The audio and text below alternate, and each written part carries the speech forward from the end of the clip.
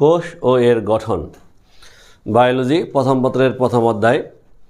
অধ্যায়টা বড়, তবে প্রত্যেক বছর এই অধ্যায় থেকে প্রশ্ন আসে বলতে কতটুকু প্রশ্ন আসে, শুধু একটা সৃজনশীল এখানে সীমাবদ্ধ না। এই অধ্যায়ের সাথে আরও অন্যান্য অনেক অধ্যায় রিলেটেড থাকে।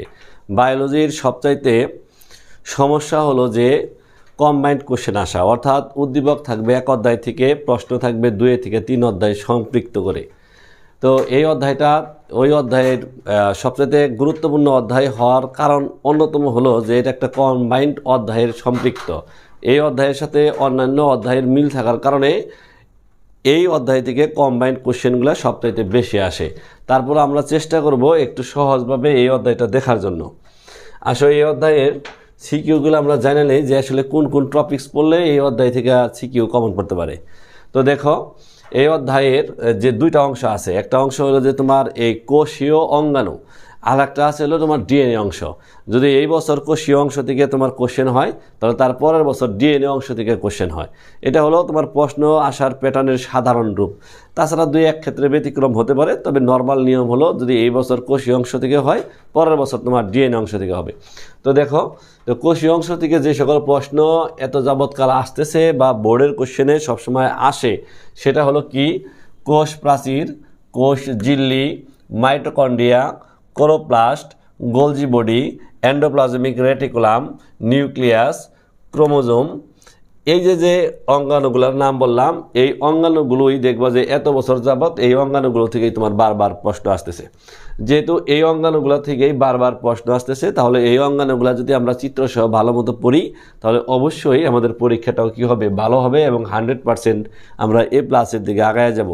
এখন এই অঙ্গাণুগুলা থেকে শুধুমাত্র গঠন আসবে না, এর গুরুত্ব আসবে। আর একটা প্রশ্ন আসবে তোমার একটু ব্যতিক্রম, সেটা হলো যে অভাবজনিত প্রভাব, অর্থাৎ মাইটোকন্ড্রিয়া যদি না থাকে তাহলে কি প্রভাব পড়তে পারে, অথবা প্লাস্টিড যদি অনুপস্থিত থাকে জীবজগতে, তাহলে জীবজগতের উপরে এর কী ধরনের প্রভাব পড়তে পারে, এই জাতীয় কোশ্চেন এখান থেকে হয়ে থাকে। তো আমরা এগুলা পড়ার সময় টাচ দিয়ে যাব, মনোযোগ দিয়ে শুনলে ইনশাল্লাহ অ্যান্সারগুলো দেওয়া যাবে। তারপর ডিএনএর ভৌত এবং রাসায়নিক গঠন, ডিএনএ অনুলিপন প্রক্রিয়া, ট্রান্সক্রিপশন প্রক্রিয়া, ট্রান্সলেশন প্রক্রিয়া।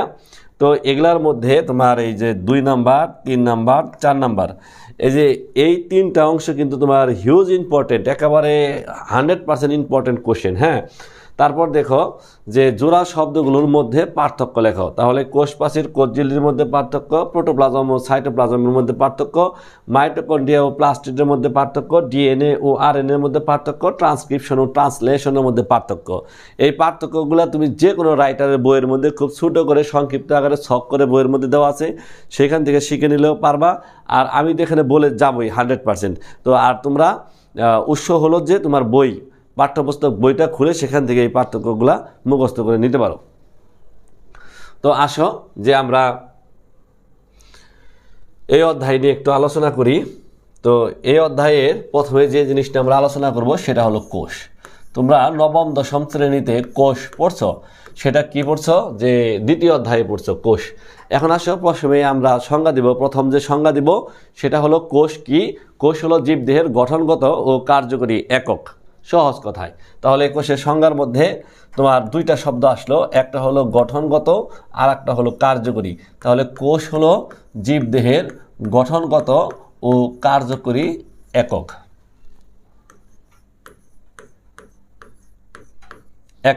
তাছাড়া আরেকটা সংজ্ঞা আছে সিকোভিচ এবং লোই, উনি বলছে কোষ হওয়ার জন্য 3টা শর্ত। একটা হলো বৈষম্য ভেদ্য পর্দা লাগবে, বৈষম্য ভেদ্য পর্দা কোষ হওয়ার জন্য।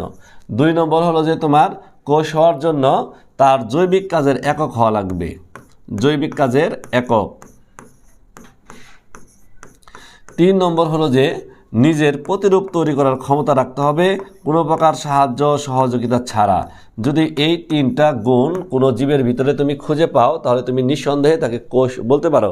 তাহলে কি বলবো, যে কোষ হলো বৈষম্য ভেদ্য পর্দা দ্বারা আবৃত জৈবিক কাজের একক, যা কোনো সাহায্য সহযোগিতা ছাড়াই নিজের প্রতিরূপ তৈরি করতে পারে, তার নাম হবে কি, কোষ।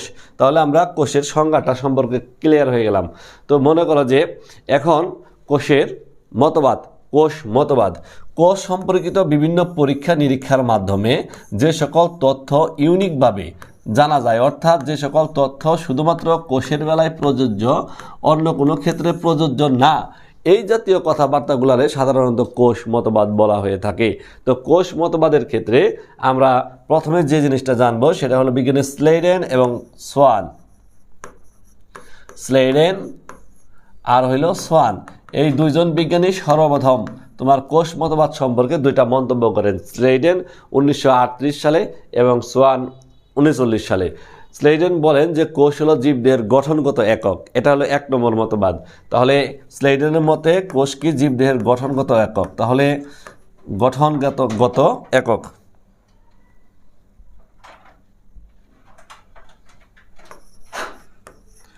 গঠনগত একক। পরবর্তীতে সোয়ান উনি আবার বললেন যে কোষ হলো জীবদেহের কার্যকরী একক। তাহলে দ্বিতীয় তথ্য হলো কোষ হলো জীবদেহের কার্যকরী একক। দুইটা মতবাদ। 3 নম্বরে 1855 সালে অনেকদিন পরে বিজ্ঞানী ভার্চো উনি বলেন যে একটা পূর্বতন কোষ হতে একটা নতুন কোষের সৃষ্টি হয়। তাহলে পূর্বতন কোষ হতে নতুন কোষ সৃষ্টি।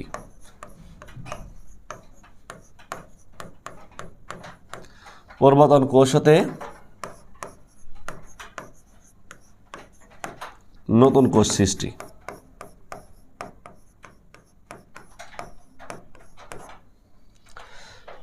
এই তিনটাকে একত্রে কোষ মতবাদ বলে। কোষ মতবাদ বলতে কি বুঝো, এই জাতীয় কোশ্চেন আসলে প্রথমে তুমি কোষ মতবাদের সংজ্ঞা দিবে, তারপর এই 3টা লাইন লিখে দিবে, তাহলে 2 নম্বর তুমি পেয়ে যাবে। এরপরে আমরা কোষের প্রকারভেদের মধ্যে পড়ব। কি পড়ব, যে নিউক্লিয়াসের ধরন অনুযায়ী, কিসের ধরন অনুযায়ী, নিউক্লিয়াসের ধরন অনুযায়ী। নিউক্লিয়াসের ধরন অনুযায়ী কোষ হলো 2 প্রকার। নিউক্লিয়াস অনুযায়ী কোষ কয় প্রকার? 2 প্রকার। একটা হলো আদি কোষ। আদি কোষ। আরও একটা কোষ আছে যার নাম হইল প্রকৃত কোষ।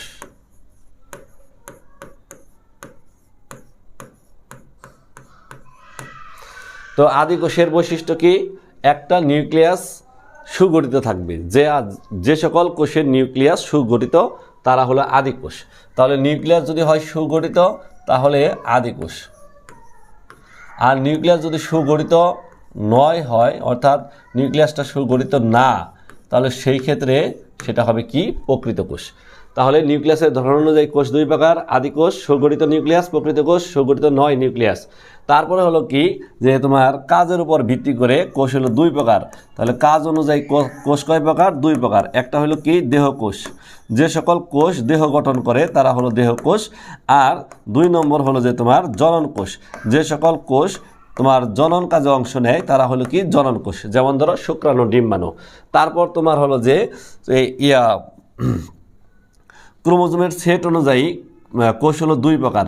তাহলে ক্রোমোজোম সেট, ক্রোমোজোম সংখ্যা অনুযায়ী কোষ কয় প্রকার? 2 প্রকার। একটা হইল হ্যাপ্লয়েড, আর একটা হইল ডিপ্লয়েড। যদি কোষের ভিতরে তোমার 1 সেট ক্রোমোজোম থাকে তাহলে তার নাম হ্যাপ্লয়েড কোষ, আর যদি 2 সেট ক্রোমোজোম থাকে তবে তার নাম হলো ডিপ্লয়েড কোষ। 4 নম্বর যে বিষয়টা সেটা হলো যে তোমার জীব। জীব অনুযায়ী কোষ হলো 2 প্রকার। একটা হইল যে তোমার উদ্ভিদ কোষ, আর একটা হইল যে তোমার প্রাণী কোষ। তাহলে উদ্ভিদ কোষ এবং প্রাণী কোষ। যদি কোষ প্রাচীর এবং প্লাস্টিড থাকে তাহলে উদ্ভিদ কোষ, আর কোষ প্রাচীর আর যদি প্লাস্টিড না থাকে তাহলে প্রাণী কোষ। তাহলে আমরা কোষের প্রকারভেদ আমরা পড়লাম। তো এরপরে আমরা কোষীয় অঙ্গাণু নিয়ে কথা বলবো। কোষীয় অঙ্গাণুগুলোর মধ্যে যে সকল অঙ্গাণু মোস্ট ইম্পর্টেন্ট, পরীক্ষার মধ্যে আসবেই, যেগুলো না পড়লে হইবই না, ওগুলো তো পড়বই, সাথে কিছু আনুষঙ্গিক বিষয় আমরা পড়ে নেব। দেখো, এখন আমরা প্রথমে যেটা পড়ব সেটা হলো কোষ প্রাচীর। প্রথমে জেনে রাখা ভালো যে এই কোষ প্রাচীর এটা উদ্ভিদ কোষের বৈশিষ্ট্য, এটা প্রাণী কোষের বৈশিষ্ট্য না। এখন পৃথিবীতে 5 রকমের জীব আছে। একটা হলো মনেরা, তোমরা জানো, এখানে ব্যাকটেরিয়া থাকে, এদের কোষ প্রাচীর আছে। 2 নম্বর হলো প্রোটিস্টা, এখানে শৈবালরা থাকে, এদেরও কোষ প্রাচীর আছে। 3 নম্বর হলো ফানজাইভ, এরা হলো ছত্রাক, এদেরও কোষ প্রাচীর আছে। আর 4 নম্বর হইল যে তোমার প্ল্যান্টি, এদেরও কোষ প্রাচীর আছে। 5 নম্বর হলো অ্যানিমেলিয়া, এরা প্রাণী, এদের কোষ প্রাচীর নাই। তাহলে 5টা ক্যাটাগরির মধ্যে 4টা ক্যাটাগরিতে কোষ প্রাচীর পাওয়া যায়, একটা ক্যাটাগরিতে কোষ প্রাচীর পাওয়া যায় না, সেটা হলো অ্যানিমেলিয়া। তাহলে কোষ প্রাচীর প্রাণী কোষে কখনোই থাকে না। এগুলা কোথায় থাকবে? এগুলা থাকবে উদ্ভিদ কোষে বা ব্যাকটেরিয়া কোষে, ছত্রাক কোষে, শৈবাল কোষে এই কোষ প্রাচীর থাকবে। তো এই কোষ প্রাচীর হলো উদ্ভিদ কোষের একটা প্রধান বৈশিষ্ট্য, এটা মনে রাখতে হবে।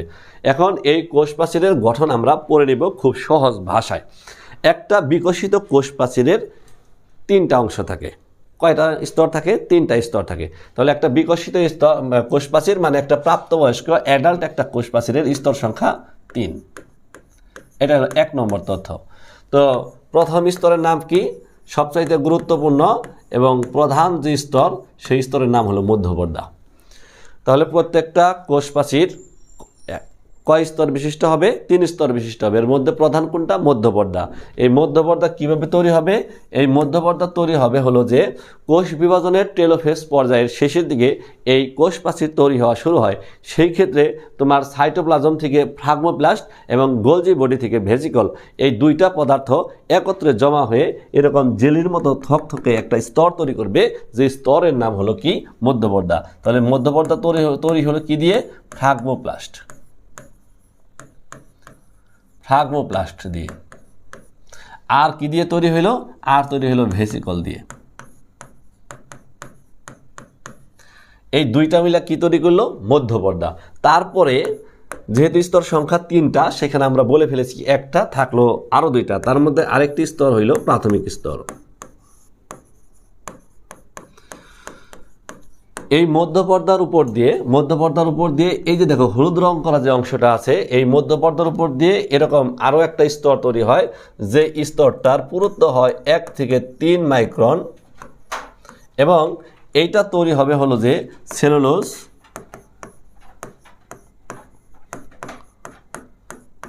হেমিসেলুলোজ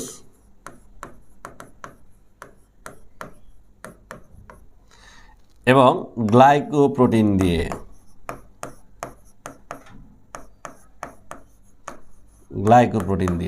তাহলে কোষ প্রাচীরের দ্বিতীয় স্তরের নাম হলো কি? একে প্রাথমিক স্তর বলবো, যেটা মধ্যপর্দার উপর দিয়ে এরকম একটা স্তর তৈরি হবে, যে স্তরটা হবে 1 থেকে 3 মাইক্রোমিটার পুরুত্ব, এবং এটা তৈরি হবে সেলুলোজ, হেমিসেলুলোজ এবং গ্লাইকোপ্রোটিন দিয়ে। 3 নম্বর বিষয় হলো সেকেন্ডারি প্রাচীর। সেকেন্ডারি প্রাচীর যেটা, সেটা কিন্তু সকল কোষ প্রাচীরের বেলায় দেখা যায় না। তো এটা বেশিরভাগ ক্ষেত্রে যে সকল উদ্ভিদের যে সকল অংশ তোমার উদ্ভিদের দৃঢ়তা প্রদান করে, সেই সকল অংশের কোষে এটা তৈরি হয়, বিশেষ করে ট্রাকিড ভ্যাসেলের কোষে। সেই ক্ষেত্রে লিগনিন, তারপর তোমার হলো যে সেলুলোজ,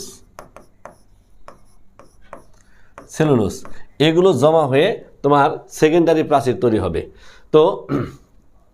তো এইভাবে একটা বিকশিত কোষ প্রাচীরের 3টা স্তর তৈরি হয়, তবে সেকেন্ডারি স্তরটা আবার 3 স্তর বিশিষ্ট হয়। এই যে দেখো, এই পুরোটা হলো সেকেন্ডারি স্তর। এখানে 1, 2, 3 3টা স্তর নিয়ে তোমার কি হয়? সেকেন্ডারি প্রাচীর তৈরি হয়। তাহলে খুব সহজ ভাষায় তুমি বুঝতে পারতেছো, এই যে এখানে যে 3টা স্তরের নাম লিখছি আর এইখানে যে উপাদানগুলোর নাম লিখছি, এই অংশটুকু মুখস্থ করলে বাকি অংশটুকু নিজের মতোই দিতে পারবে। তাহলে এটা একটা 100% কমপ্লিট হয়ে গেল। তো কোষ প্রাচীরের একটা সূক্ষ্ম গঠন আছে, সেই সূক্ষ্ম গঠনের ক্ষেত্রে দেখো, কোষ প্রাচীরের সূক্ষ্ম গঠন। কোষ প্রাচীরের সূক্ষ্ম গঠনের মধ্যে তোমার কি হবে? যে কোষ প্রাচীর তৈরি হবে সেলুলোজ দ্বারা। সেখানে 1 থেকে 3000 সেলুলোজ একত্রিত হয়ে তোমার তৈরি করে হলো যে একটা সেলুলোজ চেইন। 1 থেকে 3000 সেলুলোজ একত্রিত হয়ে তৈরি করবে হলো সেলুলোজ চেইন। এরকম 100 সেলুলোজ চেন একত্রিত হয়ে তৈরি করে হলো মাইসিলি। এই মাইসিলি হলো কোষ প্রাচীরের ক্ষুদ্রতম গাঠনিক একক। এটা অনেকবার ক নম্বর প্রশ্নের মধ্যে আসছে। মাইসিলি কোষ প্রাচীরের ক্ষুদ্রতম গাঠনিক একক। তারপর এরকম 20টা মাইসিলি একত্রিত হয়ে, তাহলে এটার সংখ্যা কত ছিল? সেলুলোজ চেন 100টি। তাহলে 100টি সেলুলোজ চেন একত্রিত হয়ে তৈরি করেছিল কি? মাইসিলি। আর 20টা মাইসিলি একত্রিত হয়ে তৈরি করবে হলো মাইক্রোফাইবিল।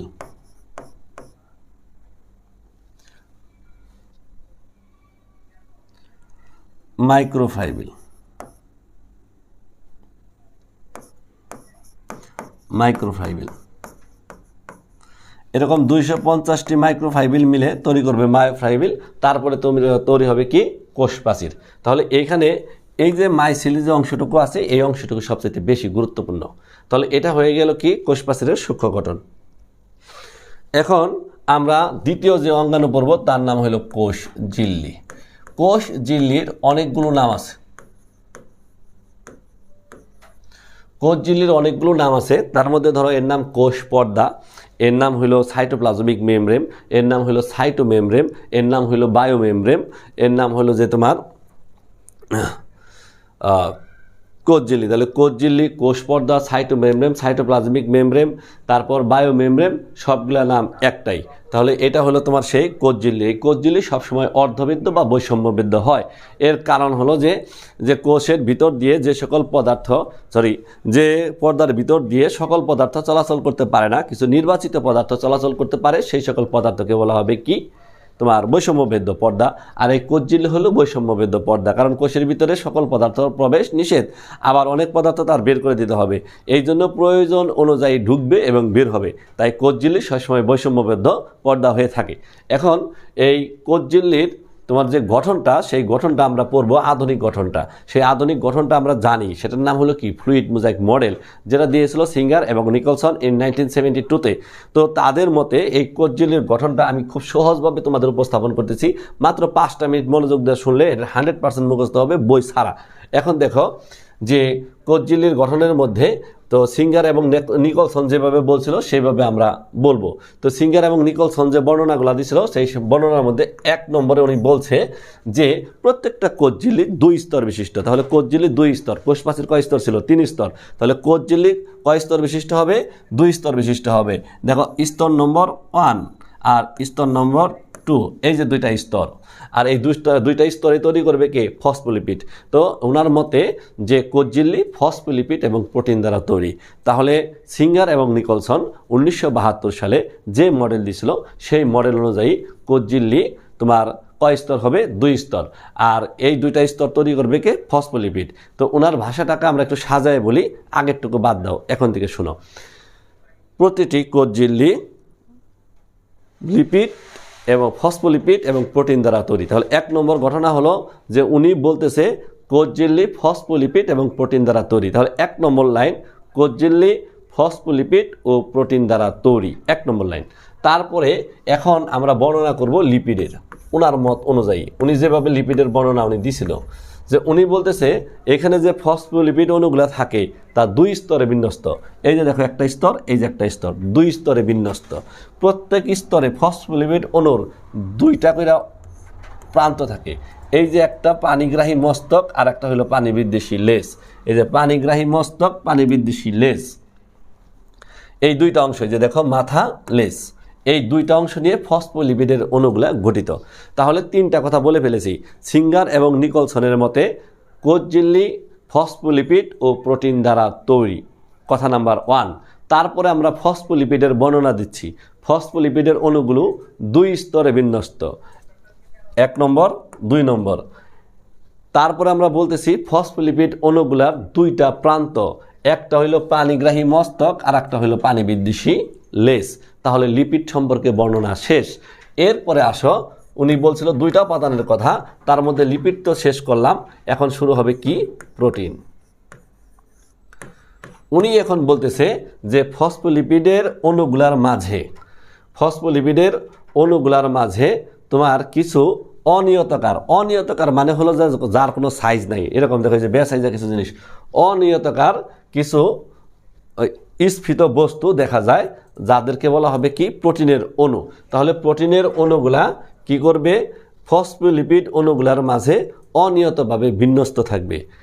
ফসফোলিপিডের অণুগুলো মাঝে প্রোটিনের অণুগুলো অনিয়মিতভাবে বিন্যস্ত থাকবে। তাহলে প্রোটিনের প্রথম বর্ণনা হলো ফসফোলিপিডের অণুর মাঝে অনিয়ত প্রোটিন অণুগুলো বিন্যস্ত থাকবে। তাহলে এই প্রোটিনের বিন্যাস অনুযায়ী এই প্রোটিনগুলো হলো 3 প্রকার। একটা হলো আন্তঃঝিল্লি প্রোটিন, 2 নম্বর হইল অন্তর্নিহিত প্রোটিন, 3 নম্বর হইল প্রান্তীয় প্রোটিন। তাহলে বিন্যাসের উপর ভিত্তি করে প্রোটিন অণুগুলা 3 রকম, একটা আন্তঃঝিল্লি প্রোটিন, একটি অন্তর্নিহিত প্রোটিন, আর একটা হলো কি প্রান্তীয় প্রোটিন। যে সকল প্রোটিনগুলা এই ফসফোলিপিড অণুর বাইরে অবস্থান করে বা প্রান্তে অবস্থান করে তারা হলো প্রান্তীয় প্রোটিন। আর যে সকল এই প্রোটিনের অণুগুলো ফসফোলিপিডের মধ্যে আংশিক ঢুকানো থাকে, এই যেটাকে দেখো আংশিক ঢুকানো, তাকে বলা হবে যে তোমার অন্তর্নিহিত প্রোটিন। আর কিছু কিছু প্রোটিন আছে যে সকল প্রোটিনগুলো ফসফোলিপিড অণুর 2 স্তর জুড়ে অবস্থিত, এই যে দেখো 1 স্তর, এই যে 1 স্তর, এই 2 স্তর জুড়ে অবস্থিত, তারা হলো কি তোমার আন্তঃঝিল্লি প্রোটিন। তাহলে প্রোটিন সম্পর্কে বর্ণনা শেষ। 3 নম্বর হইল যে তোমার গ্লাইকোক্যালিক্স।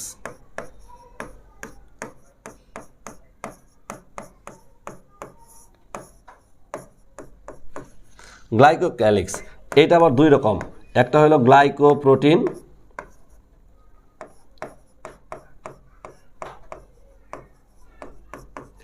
আর একটা হইল গ্লাইকোলিপিড।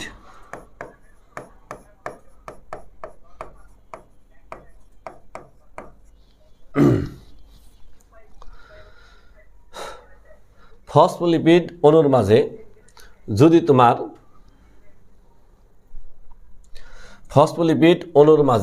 যদি তোমার এরকম শর্করার শৃঙ্খল থাকে, মানে গ্লুকোজের শৃঙ্খল থাকে, তবে তোমার তার নাম হবে গ্লাইকোলিপিড। আর যদি এরকম প্রোটিন অণুর মাঝে, এটা কিন্তু প্রোটিন অণুর মাঝে যদি তোমার শর্করার শৃঙ্খল থাকে, মানে গ্লুকোজের শৃঙ্খল থাকে, তবে তার নাম হবে গ্লাইকোপ্রোটিন।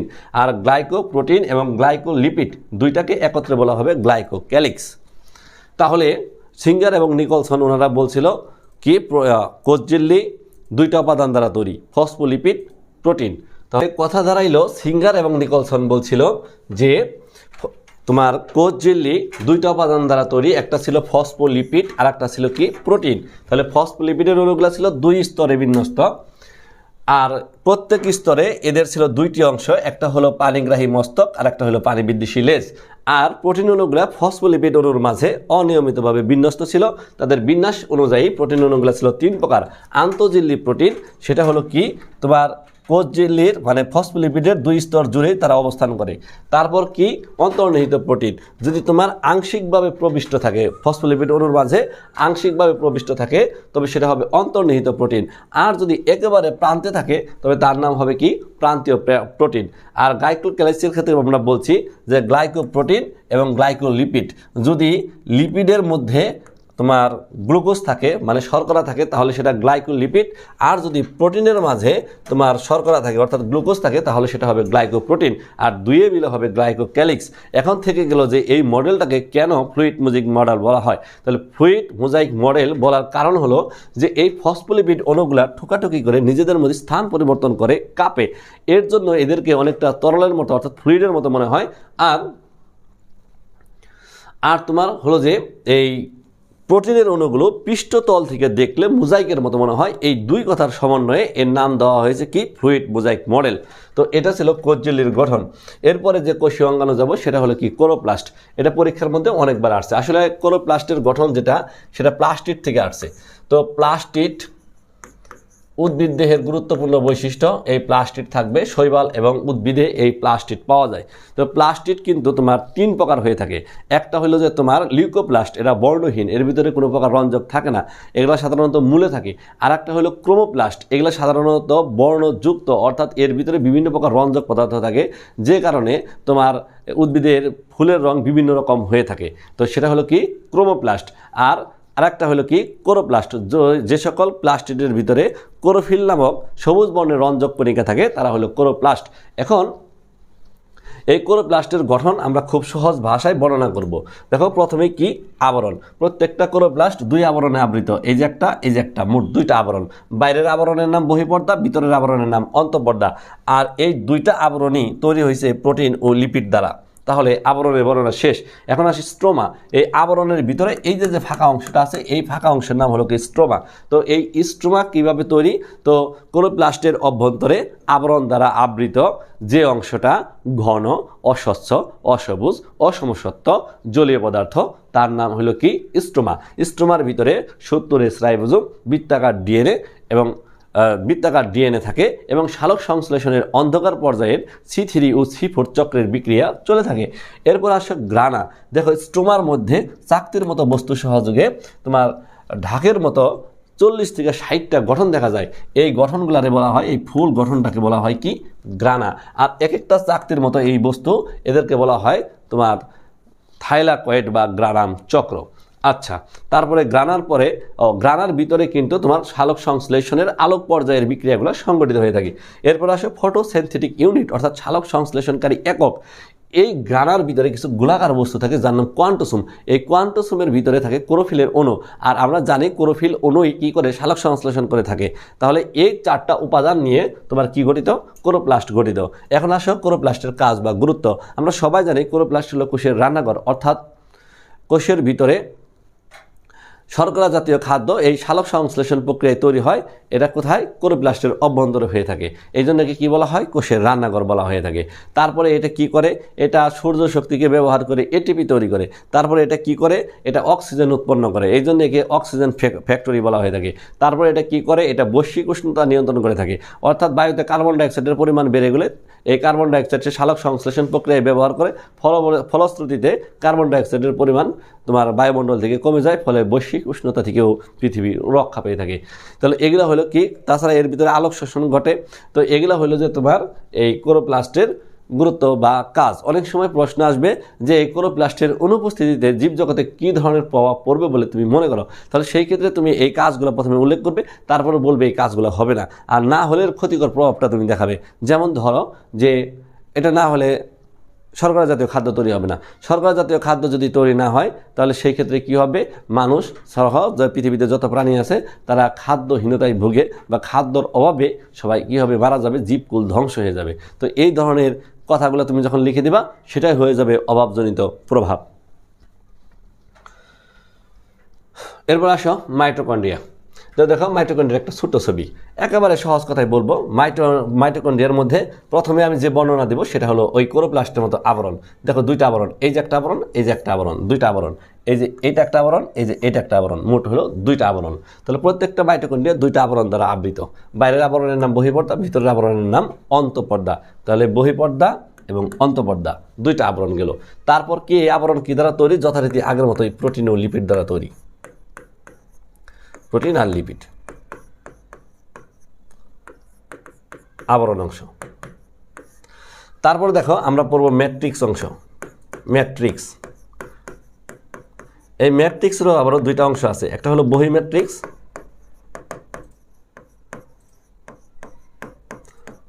বহিঃম্যাট্রিক্স, আর একটা হইল অন্তঃম্যাট্রিক্স।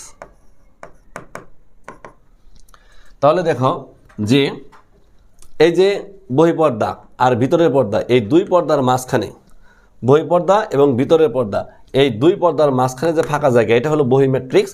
আর এই অন্তঃপর্দা দ্বারা আবৃত এই যে অংশটা এটা হলো তোমার অন্তঃম্যাট্রিক্স। তাহলে আবরণগুলো ম্যাট্রিক্স গেল। তারপরে দেখো বাইরের আবরণটা মসৃণ, কোনো আঁকাবাঁকা এরকম দাগ নাই, ফুল মসৃণ, কিন্তু ভিতরেরটা দেখো এরকম আঙ্গুলের মতো ভাঁজ হয়ে গেছে। এই ভাঁজগুলোর নাম হলো ক্রিস্টি। ক্রিস্টি। তাহলে মাইটোকন্ড্রিয়ার তৃতীয় কথা হলো যে ক্রিস্টি। ক্রিস্টি। তারপর দেখো ক্রিস্টির গায়ে কিছু গোলাকার বস্তু থাকে, এই যে এখানে এটা গোলাকার বস্তু, এই যেরকম ক্রিস্টির গায়ে কিছু গোলাকার বস্তু থাকবে। এই গোলাকার বস্তুর নাম হলো অক্সিসোম। অক্সিসোমের থাকে 3টি অংশ, ভিত্তি, পদ ও মস্তক। এই ভিত্তি, পদ, মস্তক এর মধ্যে থাকে শ্বসনের জন্য, মস্তকের মধ্যে থাকে শ্বসনের জন্য প্রয়োজনীয় এনজাইম। তাহলে এই ছবিটা সাথে এই বর্ণনা এটুকু দিলেই কিন্তু মাইটোকন্ড্রিয়ার গঠন তোমার শেষ। তাহলে এখানে আমি কি বললাম? যে মাইটোকন্ড্রিয়ার আবরণের কথা বললাম, তারপর মাইটোকন্ড্রিয়ার ম্যাট্রিক্সের কথা বললাম, তারপর মাইটোকন্ড্রিয়ার মধ্যে ক্রিস্টির কথা বললাম, তারপর মাইটোকন্ড্রিয়ার মধ্যে অক্সিসোমের কথা বললাম। এখন আসো মাইটোকন্ড্রিয়ার কাজ। মাইটোকন্ড্রিয়াকে পাওয়ার হাউস অফ সেল বলে, কোষের শক্তিঘর বলে। অর্থাৎ আমরা জানি এক অণু গ্লুকোজ জারিত হয়ে 36টা এটিপি তৈরি হয়। এই 36টা এটিপির মধ্যে 24টা এটিপি মাইটোকন্ড্রিয়ায় তৈরি হয়। যেহেতু বেশিরভাগ শক্তি মাইটোকন্ড্রিয়ায় তৈরি হয়, এই জন্য মাইটোকন্ড্রিয়াকে কোষের পাওয়ার হাউস অফ সেল বলা হয়ে থাকে। তাছাড়া মাইটোকন্ড্রিয়া শুক্রাণু ডিম্বাণু তৈরিতে সাহায্য করে, স্নেহ বিপাকে সহযোগিতা করে, তোমার বিভিন্ন প্রকার খনিজ লবণ সংরক্ষণ এবং তাদের বিপাকে সহযোগিতা করে।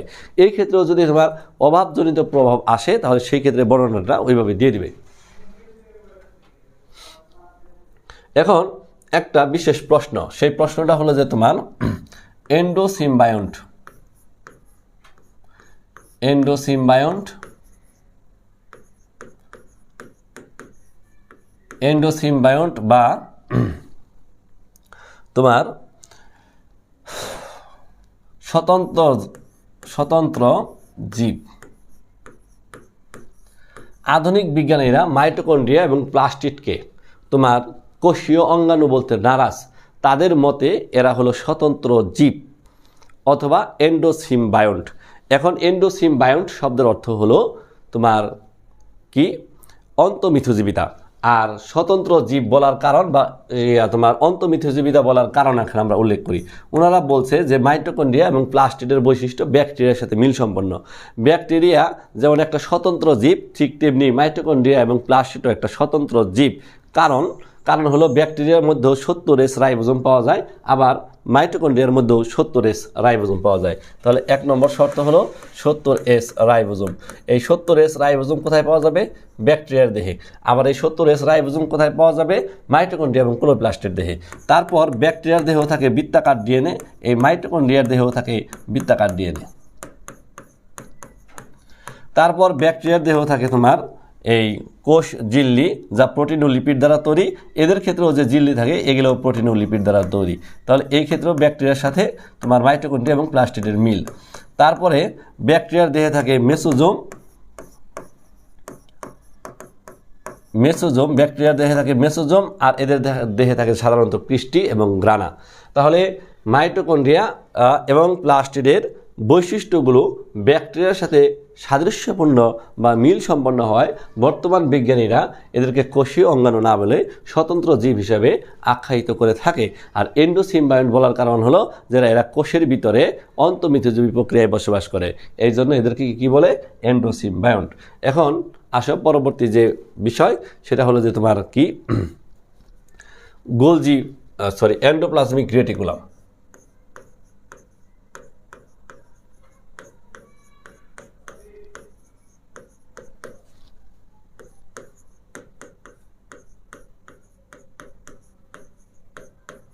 দেখো, এন্ডোপ্লাজমিক রেটিকুলামের বর্ণনা খুবই সহজ, একদম সহজ।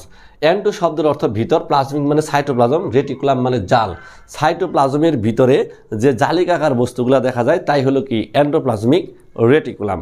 তো এন্ডোপ্লাজমিক রেটিকুলামকে তোমার এরা কি করে? এর প্রধান কাজ হলো কোষের কাঠামো তৈরি করে। তো কোষের কাঠামো কে তৈরি করে? এই বিষয়ে কিন্তু গুরুত্বপূর্ণ একটা এমসিকিউ হলো কি এন্ডোপ্লাজমিক রেটিকুলাম। এখন আসো এন্ডোপ্লাজমিক রেটিকুলামের গঠন নিয়ে আমরা কথা বলি।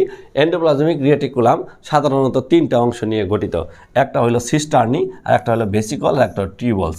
সিস্টার্নিগুলো দেখো লম্বা, চ্যাপ্টা, চৌবাচ্চার মতো। এরা হলো কি সিস্টার্নি। তাহলে সিস্টার্নির বর্ণনার মধ্যে তুমি কি বলবে? সিস্টার্নির বর্ণনার মধ্যে তুমি বলবে এরা হইলো লম্বা, চ্যাপ্টা, কিসের মতো? চৌবাচ্চার মতো। তো চৌবাচ্চার মতো যদি সিস্টার্নিগুলো থাকে, আর এদের দৈর্ঘ্য প্রস্থ উচ্চতা নিয়ে এখানে আমরা কথা বলবো যে 40 থেকে 50 মাইক্রন পর্যন্ত এরা হয়ে থাকে, লম্বা হয়ে থাকে। তাহলে প্রত্যেকটা এন্ডোপ্লাজমিক রেটিকুলাম 3টি অংশ নিয়ে গঠিত। একটা হলো তোমার সিস্টার্নি, ভেসিকল, টিউবলস। সিস্টার্নির বর্ণনা দেখো, কি কি বর্ণনা দিবা? লম্বা, তারপর কি দিবা? চ্যাপ্টা, তারপরে দিবা রসে পূর্ণ, তারপরে বলবা চৌবাচ্চার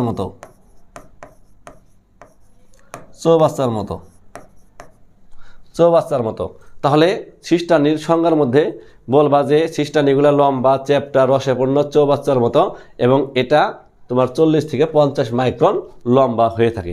সিস্টার্নির বর্ণনা শেষ। এরপর আসে হলো ভেসিকল। ভেসিকলগুলো কি হবে? দেখো, গোল গোল কিছু ফুসকা থাকে। এই যে দেখো, গোল গোল বা ডিম্বাকার কিছু ফুসকা থাকে। এই ফুসকা কি বলা হবে? তোমার ভেসিকল বলা হবে। ভেসিকলের তোমার হলো যে হয় 25 থেকে 50 মাইক্রন লম্বা হয়ে থাকে, 25 থেকে 50 মাইক্রন। তারপর আসো টিউবলস।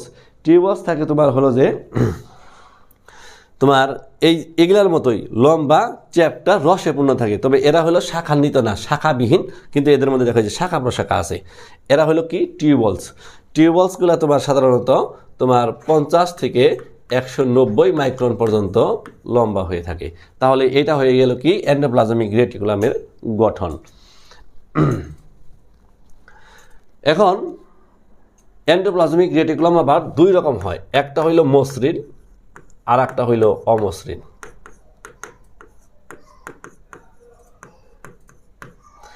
যদি এন্ডোপ্লাজমিক রেটিকুলামের গায়ে তোমার কোনো প্রকার রাইবোজোম যুক্ত না থাকে তাহলে তারা হবে অমসৃণ, আর যদি তোমার মসৃণ।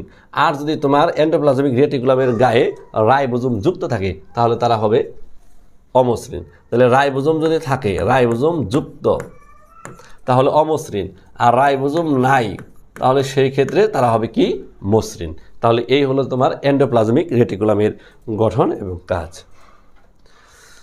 এরপরে আসো গুরুত্বপূর্ণ একটা অঙ্গাণু যার নাম রাইবোজোম, তাকে বলা হয় প্রোটিন ফ্যাক্টরি। প্রোটিন ফ্যাক্টরি বলা হয় কারণ হলো যে সে তোমার ট্রান্সলেশন প্রক্রিয়ায় তার দেহের ভিতরে প্রচুর সংখ্যক অ্যামাইনো অ্যাসিডকে পরস্পরের সাথে পেপটাইড বন্ধন দ্বারা যুক্ত করে প্রোটিন তৈরি করে, এই জন্য তাকে বলা হয় প্রোটিন ফ্যাক্টরি। এটা অনেকবার ক বা খ নম্বর প্রশ্নের মধ্যে আসে, কেন কাকে প্রোটিন ফ্যাক্টরি বলা হয়। তাহলে কাকে এবং কেন এই দুইটার উত্তর কিন্তু আমি দিছি। এখন একটা রাইবোজোমের গঠন আমরা বলবো। তো রাইবোজোম এটা তোমার সবচাইতে ক্ষুদ্র এবং এইটা কিন্তু একটা সার্বজনীন অঙ্গাণু, এটাও কিন্তু গুরুত্বপূর্ণ একটা জিনিস। তাহলে এখানে দুইটা জিনিস বললাম, একটা হইল প্রোটিন ফ্যাক্টরি,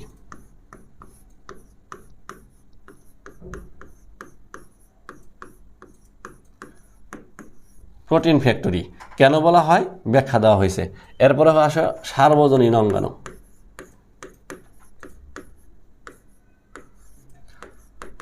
সার্বজনীন অঙ্গাণু, সার্বজনীন অঙ্গাণু বলা হয় কেন, আদি কোষ প্রকৃত কোষ উভয় কোষে রাইবোজোম পাওয়া যায়, এই জন্য রাইবোজোমকে বলা হয় সার্বজনীন অঙ্গাণু। তো একটা রাইবোজোম কিন্তু আবরণবিহীন অঙ্গাণু, এটা কিন্তু অনেকবার পরীক্ষার মধ্যে আসছে। রাইবোজোম, সেন্ট্রিওল আর হলো মাইক্রোটিউবলস মানে কোষ কঙ্কাল। তাহলে রাইবোজোম, সেন্ট্রিওল, কোষ কঙ্কাল এই তিনটা অঙ্গাণু হলো কি আবরণবিহীন, অনেকবার কিন্তু এমসিকিউ আসছে। তাহলে রাইবোজোম হলো আবরণবিহীন একটা অঙ্গাণু, এর আছে দুইটি অংশ, একটা হলো ছোট উপ একক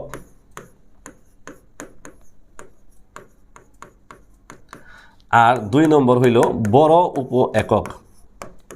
তাহলে প্রতিটি রাইবোজোম দুইটি উপ একক নিয়ে তৈরি, একটা ছোট উপ একক, একটা বড় উপ একক।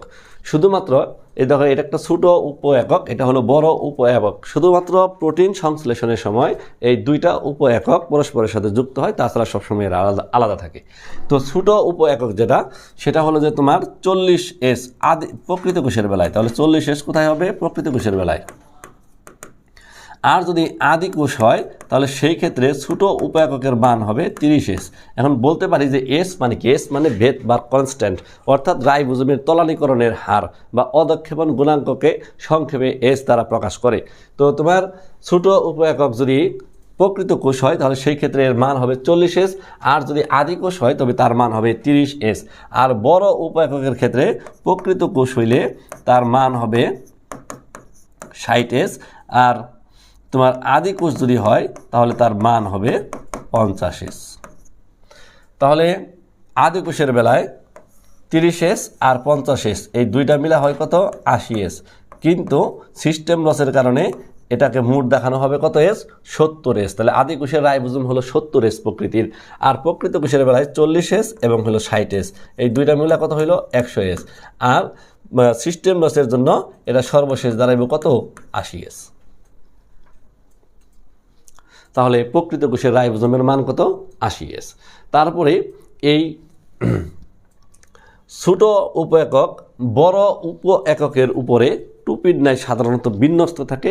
আমি আবারও বলি, এরা পরস্পরের সাথে সকলেই যুক্ত হয় যখন প্রোটিন সংশ্লেষণ হয়, তাছাড়া এরা কিন্তু সবসময় আলাদা থাকে।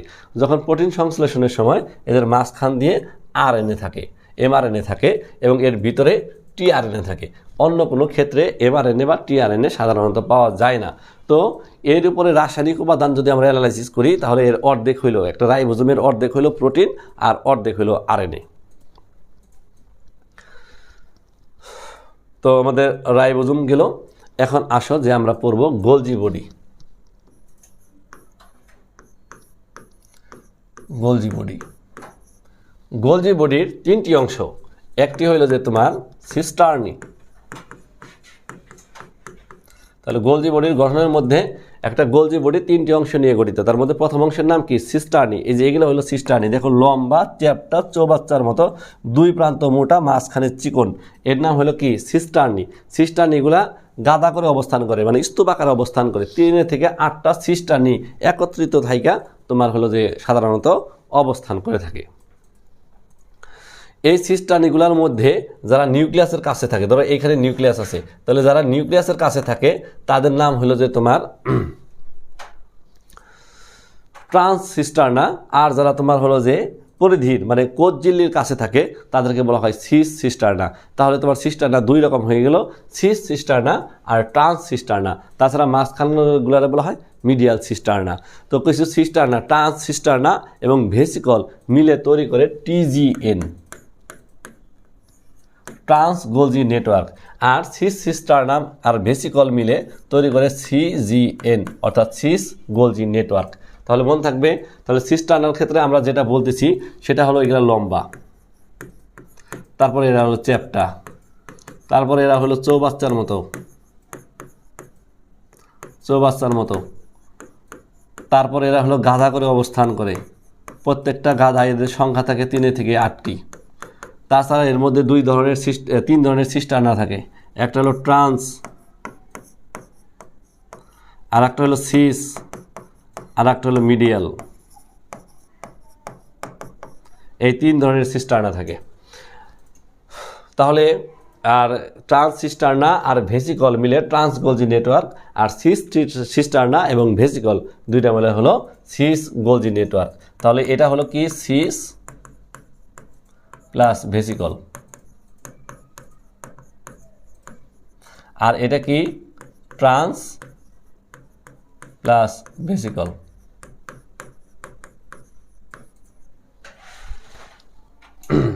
সিস্টার্নার বর্ণনা শেষ। এখন দেখো তোমার ভেসিকল।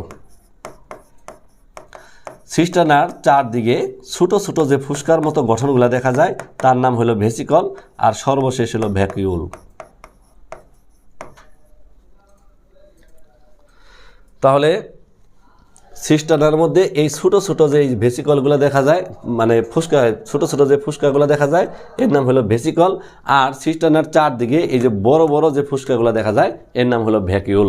তাহলে এই কতটুকু অংশ পড়লেই আমার কিন্তু গোলজি বডি পড়া শেষ। এখন আসো যে নিউক্লিয়াস। একটা নিউক্লিয়াসের মধ্যে 4টা সাধারণত অংশ থাকে, 5টা অংশও থাকে, 5টা বানানো যায়। তাহলে নিউক্লিয়াসের কয়টা অংশ পাবো আমরা? 5টা অংশ পাবো। এর মধ্যে একটা হলো আবরণ, যারা আমরা নিউক্লিয়ার মেমব্রেন বলি।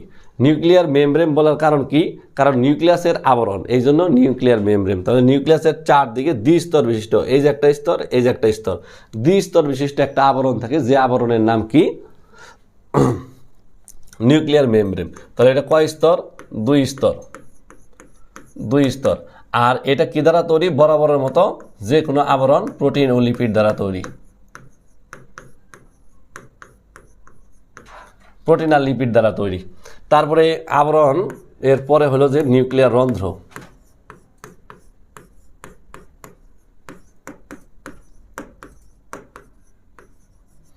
মাঝে মাঝে এই যে দেখো যে তোমার নিউক্লিয়ার আবরণ থাকে না। তো নিউক্লিয়ার আবরণ না থাকার কারণে যে ছিদ্রের তৈরি হয় সেই ছিদ্রের নাম নিউক্লিয়ার পোর বা নিউক্লিয়ার রন্ধ্র। নিউক্লিয়ার রন্ধ্রের মুখে তোমার সাধারণত 8টা প্রোটিনের অণু থাকে, গুল গুল প্রোটিন অণু থাকে। এই প্রোটিনগুলোর মধ্যে একটা থাকে একটু বড় সাইজের, যার নাম হলো ট্রান্সপোর্টার। তাহলে আমরা নিউক্লিয়াসের 2টা অংশ পড়লাম, একটা অংশের নাম আবরণ আর একটা নাম কি? নিউক্লিয়ার রন্ধ্র। নিউক্লিয়ার রন্ধ্রের পরে তারপরে আমরা যেটা পড়বো সেটা হলো নিউক্লিওপ্লাজম। নিউক্লিয়াসের ভিতরে দেখো এই যে ফাঁকা যে জায়গাটা আছে, নিউক্লিয়াসের ভিতরে যে ফাঁকা জায়গাটা আছে, এই যে ফাঁকা জায়গাটা আছে, এখানে প্রোটোপ্লাজমের অনুরূপ কিছু জলীয় পদার্থ থাকে যাদের নাম নিউক্লিওপ্লাজম। তাহলে নিউক্লিয়াসের অভ্যন্তরে প্রোটোপ্লাজমের অনুরূপ কিছু জলীয় পদার্থ থাকে যাদের নাম নিউক্লিওপ্লাজম। এর আরেক নাম হলো ক্যারিওলিম্ফ। এরপরে আসো নিউক্লিওলাস।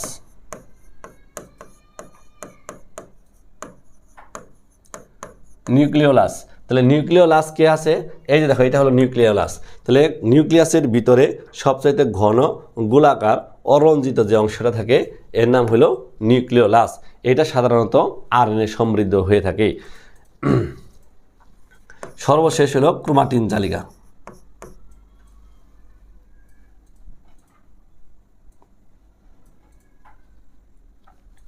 ক্রোমাটিন জালিকা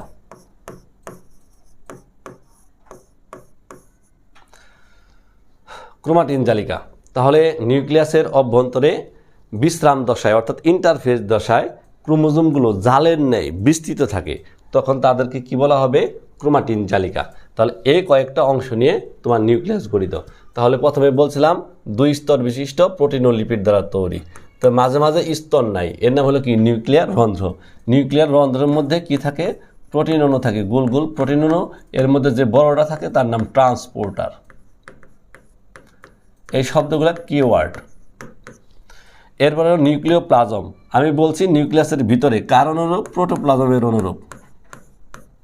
প্রোটোপ্লাজমের বৈশিষ্ট্য যা, এই নিউক্লিওপ্লাজমের বৈশিষ্ট্য যা তা প্রোটোপ্লাজমের অনুরূপ। তারপরে বলছি নিউক্লিওলাস। নিউক্লিয়াসের ভিতরে ঘন অরঞ্জিত যে অঞ্চলটা থাকে সেই অঞ্চলের নাম হলো নিউক্লিওলাস। এটা কি সমৃদ্ধ? এটা আরএনএ সমৃদ্ধ। তারপর ক্রোমাটিন। বলছি ইন্টারফেস দশায় নিউক্লিয়াসের ভিতরে জালের মতো কিছু পদার্থ থাকে, তাদেরকে কি বলা হবে? ক্রোমাটিন তন্তু। এই কয়েকটা অংশ নিয়ে তোমার কি গঠিত? নিউক্লিয়াস গঠিত। এখন আসো যে তোমার একটা গুরুত্বপূর্ণ অঙ্গাণু, সেটা হলো লাইসোজোম। এটা সৃজনশীলে আসে না সাধারণত, এটা পড়ার মধ্যে আসে। এটা এক স্তর আবরণ দ্বারা আবৃত একটা কোষীয় অঙ্গাণু। সাধারণত উদ্ভিদ কোষে থাকে না, যদিও 2-1টা কোষে পাওয়া যায়। এর নাম হলো ওলিওসোম বা স্ফেরোজোম। সাধারণত প্রাণী কোষে থাকে, শ্বেত রক্তকণিকায় এর পরিমাণ বেশি থাকে। আর এর প্রধান কাজই হলো কি? জীবাণু ধ্বংস করা। লাইসোজোমের ভিতরে তোমার প্রায় 50 প্রকারের হাইড্রোলাইটিক এনজাইম থাকে। হাইড্রোলাইটিক এনজাইমের কাজ হলো কোনো পদার্থকে গলিয়ে দেওয়া। বিশেষ করে কোনো জীবাণু, ব্যাকটেরিয়া, ভাইরাস আমাদের শরীরে প্রবেশ করলে এর ভিতর থেকে ওই হাইড্রোলাইটিক এনজাইমগুলো বের হয়ে আসে। হাইড্রোলাইটিক এনজাইমগুলো বের হয়ে আসার কারণে তার প্রভাবে ওই জীবাণুগুলো মারা যায়। এটা হলো তোমার লাইসোজোমের কাজ। তাছাড়া লাইসোজোমের বেলায় তোমার একটা গুরুত্বপূর্ণ প্রশ্ন হইলো যে সেটা হলো সুইসাইডাল স্কোয়াড। Suicidal squad. আত্মঘাতী থলিকা। লাইসোজোমকে আত্মঘাতী থলিকা বলা হয় যে প্রচণ্ড খাদ্য অভাবের সময় এই লাইসোজোমের প্রাচীর ফেটে গিয়ে সেখান থেকে হাইড্রোলাইটিক এনজাইম বের হয়ে লাইসোজোম সহ একটা কোষের অন্যান্য যত অঙ্গাণু আছে সেই অঙ্গাণুগুলো কি হয়ে যায়? ধ্বংস হয়ে যায়। এই জন্য একে সুইসাইডাল স্কোয়াড বা আত্মঘাতী থলিকা বলা হয়ে থাকে। আর এই যে তোমার খাদ্য অভাবের সময় তোমার হলো যে এই লাইসোজোমের প্রাচীর যে ফেটে গেল বা এরা যে বের হয়ে আসলো, এর নাম কি? অটোফেগিও বলা হয়। অটোফেগি। তাহলে এই প্রক্রিয়ার নাম হলো অটোফেগি। অটোফেগি। এর ভিতরে সাধারণত হাইড্রোলাইটিক এনজাইম ছাড়াও তোমার হলো বিভিন্ন তোমার প্রোটিনের দানা এবং চর্বির কিছু তন্তু এর ভিতরে দেখা যায়। তাছাড়া এর ভিতরে এক্সট্রা কোনো জিনিস তেমন নাই। এখন আসো আর একটা গুরুত্বপূর্ণ অঙ্গাণু, যার নাম সেন্ট্রিওল। আমরা কোষ বিভাজনের সময় এই নামটা বেশি ব্যবহার করি, কারণ সেন্ট্রিওল থেকে অ্যাস্টার রশ্মি তৈরি হয়। সেই অ্যাস্টার রশ্মি প্রাণী কোষের প্রোমেটাফেজ ধাপে তোমার হলো যে মাকোযন্ত্র মানে স্পিন্ডল তন্তু তৈরি করতে সাহায্য করে থাকে। তাহলে এখন শোনো, সেন্ট্রিওল এটাও কিন্তু নগ্ন, এর কিন্তু কোনো আবরণ নাই। এখানে লাল রঙের যে বর্ডার দেখা যাচ্ছে এটা কিন্তু আবরণ না, এটা একটা স্তর। তো তোমার হলো যে নিউক্লিয়াসের কাছাকাছি এরকম তোমার হলো যে মুক্ত ডামের মতো এরকম বান্ডিল দেখা যায়। সেই বান্ডিলগুলো তৈরি হয় হলো যে তোমার 9টা অনুসূত্র মিলে। এই অনুসূত্রগুলো আবার তিনটা করে অনুসূত্র একত্রিত হয়ে একটা বান্ডিল তৈরি করে। তারপরে এরকম 9টা অনুসূত্র একত্রিত হয়ে এরকম একটা গোলাকার ডাম্বেল আকৃতি ধারণ করে, যাদের নাম হলো কি? সেন্ট্রিওল। এই সেন্ট্রিওলকে ঘিরে কিছু তরল পদার্থ থাকে, যাদের নাম হলো সেন্ট্রিস্ফিয়ার। এই সেন্ট্রিওল আর সেন্ট্রিস্ফিয়ার এই দুইটা নিয়ে হয় হলো সেন্ট্রোজোম। তাহলে তোমার সেন্ট্রিওল হলো এইটা, সাধারণত 2টা থাকে, নিউক্লিয়াসের কাছাকাছি অবস্থিত। আর একটা হলো যে তোমার সেন্ট্রিস্ফিয়ার, একে ঘিরে থাকে। আর সেন্ট্রিস্ফিয়ার এবং সেন্ট্রিওল এই দুইটাকে একত্রে বলা হবে সেন্ট্রোজোম। এই হলো যে তোমার এটার গঠন। এখন আসো ক্রোমোজোম। এই ক্রোমোজোমের গঠন তোমাদের জন্য খুব গুরুত্বপূর্ণ। ক্রোমোজোম, তো ক্রোমোজোমের মধ্যে 1 নম্বর যে বিষয়টা আমরা পড়ব সেটা হলো ক্রোমাটিন। ক্রোমোজোমের প্রধান অংশ হলো এবং স্থায়ী যৌগের নাম হলো ক্রোমাটিন। তাহলে এটা হলো প্রধান অংশ এবং সাথে এটা কি, এটা হলো স্থায়ী যৌগ। তাহলে ক্রোমাটিনের প্রধান অংশ এবং সাথে কি, স্থায়ী যৌগ। এবং এটা তোমার দুইটা জিনিসের সমন্বয়ে তৈরি, একটা হলো ডিএনএ আর একটা হলো কি, প্রোটিন। প্রোটিন, তোমার প্রোটিনকে ঘিরে ডিএনএ সূত্রটা অবস্থান করে, অর্থাৎ এরকম প্রোটিন অণু থাকে, এই প্রোটিন অণুকে ঘিরে ডিএনএ সূত্র থাকে, আবার এখানে যে ঘিরে ধরবে আবার এখানে থাকবে। তো এর দুইটা অঞ্চল থাকে, একটা হলো হেটারোক্রোমাটিন অঞ্চল আর একটা হলো ইউক্রোমাটিন অঞ্চল। হেটারোক্রোমাটিন অঞ্চল, হেটারোক্রোমাটিন অঞ্চল এবং ইউক্রোমাটিন অঞ্চল।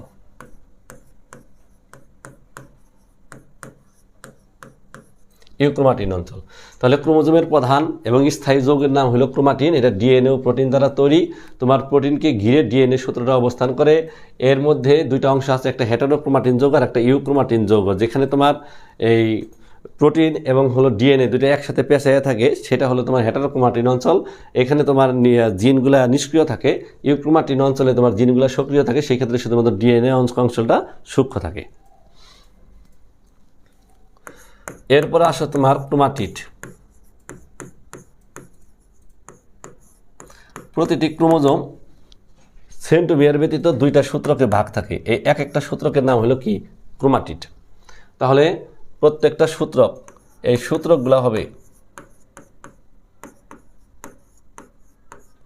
প্রতিটা সূত্রক, এই প্রত্যেকটা সূত্রকের নাম হবে কি, ক্রোমাটিড। তো সেন্ট্রোমিয়ার ব্যতীত প্রতিটি ক্রোমোজোম দুইটা সূত্রকে বিভক্ত থাকে, এই প্রত্যেক সূত্রকের নাম হলো ক্রোমাটিড। এরপর আসা হলো যে তোমার ক্রোমোমিয়ার। ক্রোমোমিয়ার, ক্রোমোমিয়ার হলো মিউসিস কোষ বিভাজনের লেপ্টোটিন দশায় তোমার ক্রোমোজোমের গায়ে কিছু গুটিকাকার বস্তু দেখা যায়। গুটিকাকার বস্তু দেখা যায়, এই গুটিকাকার বস্তুগুলারে বলা হয় কি, ক্রোমোমিয়ার। তাহলে তিনটা অংশ গেল। দেখবা যে এরকম ক্রোমোজোম থাকবে, এই ক্রোমোজোমের মধ্যে এরকম গুটি গুটি থাকবে, এই গুটি গুটিগুলোর নাম হলো কি, ক্রোমোমিয়ার। তারপরে আসা হইল যে তোমার সেন্ট্রোমিয়ার। ক্রোমোজোমের মধ্যে সবচাইতে ঘন অরঞ্জিত যে গোলাকার অংশ থাকে, ঘন অরঞ্জিত যে গোলাকার অংশ থাকে তার নাম হলো কি, তোমার সেন্ট্রোমিয়ার। তারপর আসলে বাহু। বাহু কি, এই সেন্ট্রোমিয়ারের উভয় দিকে ক্রোমোজোমাল যে অংশ আছে, এই যে ক্রোমোজোমাল অংশ, এই যে ক্রোমোজোমাল অংশ, এই অংশগুলোর নাম হলো কি, এই অংশগুলোর নাম হলো ক্রোমোজোমের বাহু। তারপর আসা হলো মুখ্য কুঞ্চন। মুখ্য কুঞ্চন,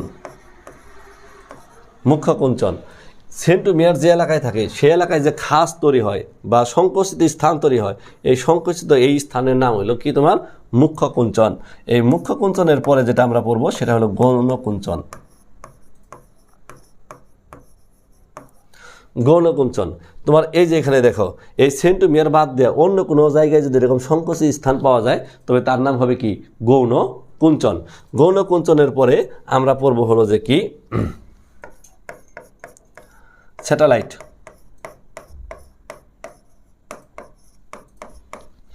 ক্রোমোজোমের প্রান্তের দিকে এরকম যদি কোনো গোলাকার অংশ তৈরি হয়, সেই গোলাকার অংশের নাম হলো স্যাটেলাইট। এটাকে নিউক্লিওলাস পুনর্গঠন অঞ্চলও বলা হয়ে থাকে। তো স্যাটেলাইটের পরে আমরা চলে যাব হলো ক্রোমোমিয়ার।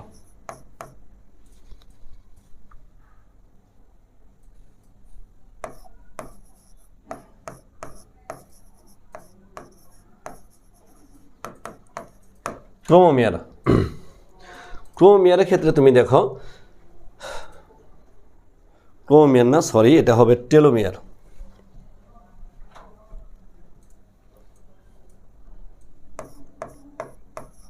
টেলোমিয়ার, ক্রোমোমিয়ার তো একবার বলেই ফেলেছি, তাহলে বাকি থাকলো টেলোমিয়ার।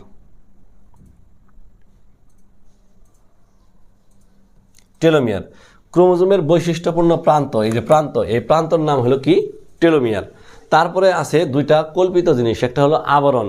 বিজ্ঞানীরা এখন পর্যন্ত আবিষ্কার করতে পারে নাই, তারপরেও এরকম আবরণের কথা তারা চিন্তা করেন, সেই আবরণের নাম হলো পেলিকল। তাহলে ক্রোমোজোমের কল্পিত আবরণের নাম হলো পেলিকল। আর এই আবরণ যেহেতু আছে, তাহলে এর ভিতরে কিছু ঘন দানাদার পদার্থ থাকতে পারে, তার নাম হলো ম্যাট্রিক্স। এটাও কল্পিত, এটা এখন পর্যন্ত প্রমাণিত হয় নাই। এই দুইটা বস্তু এখন পর্যন্ত প্রমাণিত হয় নাই। তাহলে এই কয়েকটা অংশ সাথে এই চিত্র বর্ণনা হবে 100% কমপ্লিট হয়ে গেল। এখন আমরা পড়ব বংশগতীয় বস্তু।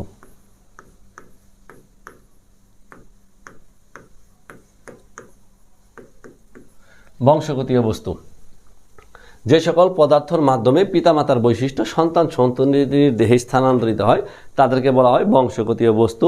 উচ্চ শ্রেণীর সকল জীবে বংশগতীয় বস্তু হিসেবে যেটা থাকে সেটা হলো ডিএনএ। এখন আসা হলো নিউক্লিক অ্যাসিড। আচ্ছা,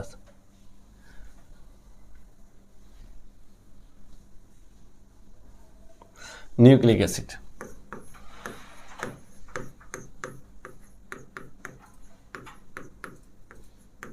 নিউক্লিক অ্যাসিড, নিউক্লিক অ্যাসিড, নিউক্লিয়াসের ভিতরে যে অ্যাসিড পাওয়া যায় তার নাম নিউক্লিক অ্যাসিড। এই নিউক্লিক অ্যাসিড হয় দুই রকম, একটার নাম ডিএনএ আর একটার নাম আরএনএ।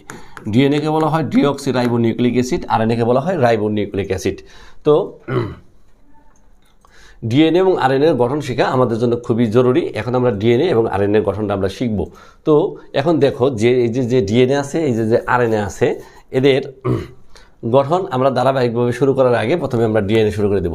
তো ডিএনএর গঠন হবে দুই রকম, একটা হবে রাসায়নিক গঠন আর একটা হবে ভৌত গঠন। তাহলে ডিএনএর রাসায়নিক গঠন আমরা পড়ব।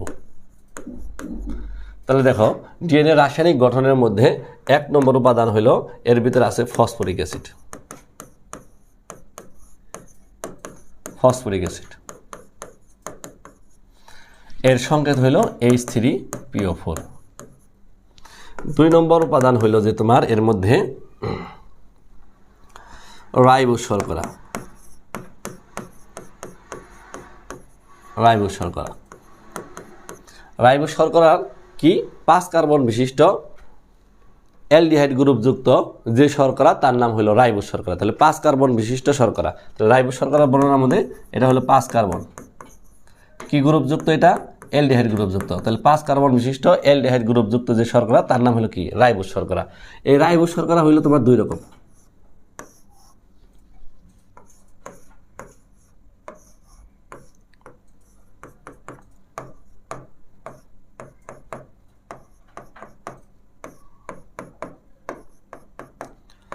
ভালো মতো চিত্রটা খেয়াল করতে হবে একটু বোঝার জন্য। চিত্রটা পরীক্ষার মধ্যে তোমার রাখতে হবে না, শুধু বোঝার জন্য চিত্রটা তুমি দেখবে।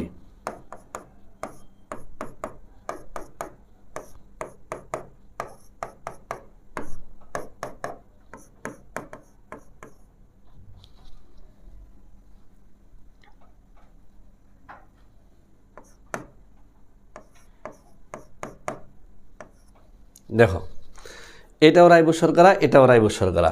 পার্থক্য দেখো, এটা 1 নম্বর কার্বন, 2 নম্বর কার্বন, 3 নম্বর কার্বন, 4 নম্বর কার্বন, 5 নম্বর কার্বন। 1 2 3 4 5 নম্বর কার্বন। এটার 5 নম্বর কার্বনে দেখো, সরি এটা 2 নম্বর কার্বনটা দেখো, এটা 2 নম্বর কার্বনটা দেখো। তবে এটা 2 নম্বর কার্বনে একটা অক্সিজেন নাই, কিন্তু এটা 2 নম্বর কার্বনে অক্সিজেন আছে। যে রাইবোজ শর্করা 2 নম্বর কার্বনে অক্সিজেন আছে, এটা শুধু রাইবোজ শর্করা, এটা শুধুমাত্র আরএনএর বেলায় থাকবে। হ্যাঁ, আর যদি ডিএনএ হয় তাহলে তার 2 নম্বর কার্বনে দেখে একটা অক্সিজেন নাই। তো এই শর্করা রাইবোজ শর্করার নাম হবে ডিঅক্সি রাইবোজ। ডিঅক্সি মানে ডি মানে কম, ডি মানে কম, আর অক্সি মানে অক্সিজেন। অক্সিজেন, তাহলে অক্সিজেন কম। যে সকল রাইবোজ শর্করা 2 নম্বর কার্বনে একটা অক্সিজেন কম থাকে তাদেরকে বলে ডিঅক্সি রাইবোজ। আর ডিঅক্সি রাইবোজ দ্বারা গঠিত নিউক্লিক অ্যাসিডের নাম ডিএনএ, যে কারণে এর পূর্ণ নাম হয়েছে ডিঅক্সি রাইবো নিউক্লিক অ্যাসিড। আর আরএনএর বেলায় যে রাইবোজটা থাকে সেটা হলো স্বাভাবিক রাইবোজ থাকে, অর্থাৎ এখানে অক্সিজেন থাকে, অক্সিজেন স্বাভাবিক থাকে। এই জন্য আরএনএর নাম হচ্ছে রাইবো নিউক্লিক অ্যাসিড। এখানে ডিঅক্সি ব্যবহার করা হয় নাই, ডিঅক্সি মানে কম অক্সিজেন। তাহলে এই একটা গেল তোমার হলো ডিএনএ রাইবোজ। খুব ভালো মতো খেয়াল করবে, এটা কিন্তু তোমার উদ্দীপকের মধ্যে থাকবে। আর এটা হলো আরএনএ রাইবোজ। 2 নম্বর কার্বনে অক্সিজেন থাকলে আরএনএ রাইবোজ, 2 নম্বর কার্বনে অক্সিজেন না থাকলে সেটা হবে যে হলো ডিএনএ রাইবোজ। তাহলে এটা দ্বিতীয় নম্বরে গেল উপাদান গেল। 3 নম্বর উপাদান হলো নাইট্রোজেন গঠিত ক্ষারক। নাইট্রোজেন বেস, বেস শব্দের অর্থ ক্ষারক, নাইট্রোজেন গঠিত ক্ষারক। তো ডিএনএর মধ্যে নাইট্রোজেন গঠিত ক্ষারক হলো যে তোমার দুই রকম। এর আগে বলি যে নাইট্রোজেন গঠিত ক্ষারক চারটা, কার্বন, হাইড্রোজেন, অক্সিজেন, নাইট্রোজেন, এই চারটাও মৌল নিয়ে তোমার নাইট্রোজেন গঠিত ক্ষারক গঠিত। নাইট্রোজেন গঠিত ক্ষারকগুলো আবার দুই রকম, একটার নাম পিউরিন আর একটার নাম পাইরিমিডিন। Purine, pyrimidine.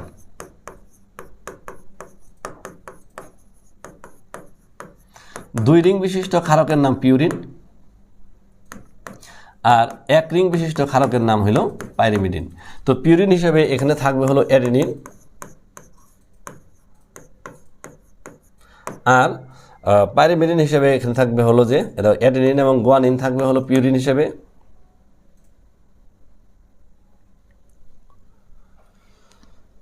আর পাইরিমিডিনের মধ্যে থাকবে হলো যে তোমার থাইমিন,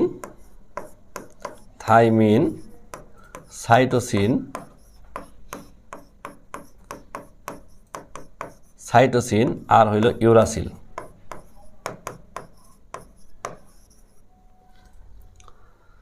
তাহলে নাইট্রোজেন গঠিত ক্ষারক কার্বন, হাইড্রোজেন এবং অক্সিজেনের সমন্বয়ে তৈরি। এহা আবার দুই রকম, পিউরিন, পাইরিমিডিন। তো পিউরিন হলো দুই রিং বিশিষ্ট ক্ষারক, আর পিউরিন হিসেবে ডিএনএর বেলায় থাকবে অ্যাডেনিন এবং গুয়ানিন, আরএনএর বেলায়ও তোমার থাকবে অ্যাডেনিন এবং গুয়ানিন। আর এক রিং বিশিষ্ট ক্ষারকের নাম হলো পাইরিমিডিন। তো এইখানে আবার থাকবে থাইমিন, সাইটোসিন, ইউরাসিল। যদি ডিএনএ হয় তাহলে সেই ক্ষেত্রে থাইমিন এবং সাইটোসিন থাকে, আর যদি আরএনএ হয় তাহলে সেই ক্ষেত্রে থাইমিন বাদ চলে যাবে, থাকবে শুধু সাইটোসিন আর ইউরাসিল। এইটা হলো ডিএনএ এবং আরএনএর রাসায়নিক গঠন। তো রাসায়নিক গঠনে ডিএনএ এবং আরএনএর মধ্যে দুইটা জায়গায় পার্থক্য আছে। একটা হলো তোমার রাইবোজ শর্করা, ডিএনএ হলে ডিঅক্সি রাইবোজ হবে, আরএনএ হলে শুধুমাত্র রাইবোজ হবে। আর একটা হলো ক্ষারকের পাইরিমিডিনে, যদি আরএনএ হয় তাহলে ইউরাসিল থাকবে এবং সাইটোসিন থাকবে, আর যদি তোমার ডিএনএ হয় তাহলে সেই ক্ষেত্রে থাইমিন আর ইউরাসিল থাকবে। তাহলে এটা তোমার ডিএনএ এবং আরএনএ রাসায়নিক গঠন আমাদের একসাথে শেষ হয়ে গেল। এটা নোট করে রাখো, তোমার 100% এটুকু দিলে আর মনে করো যে চিত্র দেওয়া লাগবে না, শুধু রাসায়নিক গঠন এই বর্ণনা দিলে রাসায়নিক গঠন কমপ্লিট হয়ে যাবে। তো এরপরে আমরা পড়বো ডিএনএর ভৌত গঠন, ডিএনএ এবং আরএনএর ভৌত গঠন।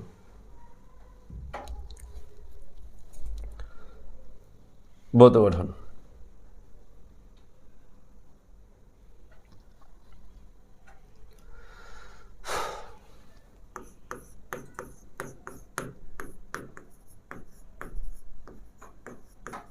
ভৌত গঠন।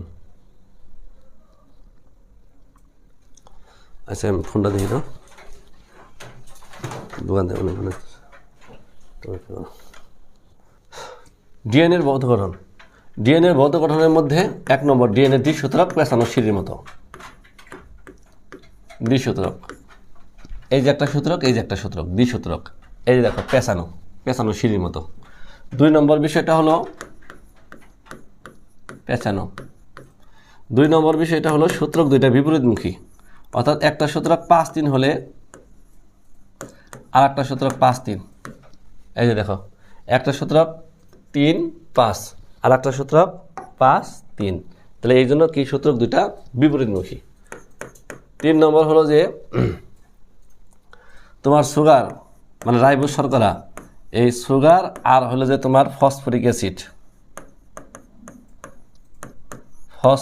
অ্যাসিড, এই দুইটা মিলা তোমার এই সূত্র তৈরি করে। আর ক্ষারকগুলো তোমার ধাপ তৈরি করে।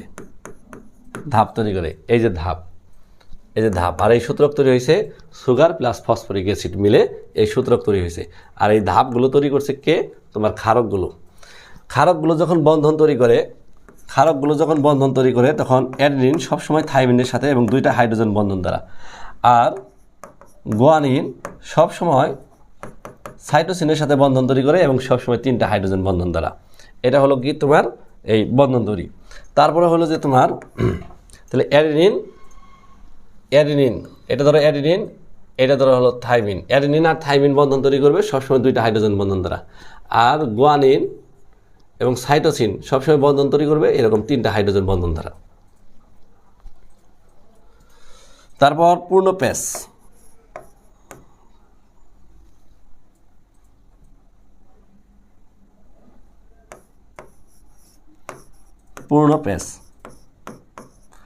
ডিএনএর একটা পূর্ণ প্যাচের দৈর্ঘ্য হলো 34 অ্যাংস্ট্রম। 34 অ্যাংস্ট্রম। এই যে দেখো, এরকম 2টা বক্স নিয়ে একটা পূর্ণ প্যাচ হবে। তাহলে এইখান থেকে এই পর্যন্ত একটা পূর্ণ প্যাচ, এর দৈর্ঘ্য হলো 34 অ্যাংস্ট্রম। একটা পূর্ণ প্যাচে তোমার থাকবে 10টি নিউক্লিওটাইড, 10টি নিউক্লিওটাইড, 10টি নিউক্লিওটাইড,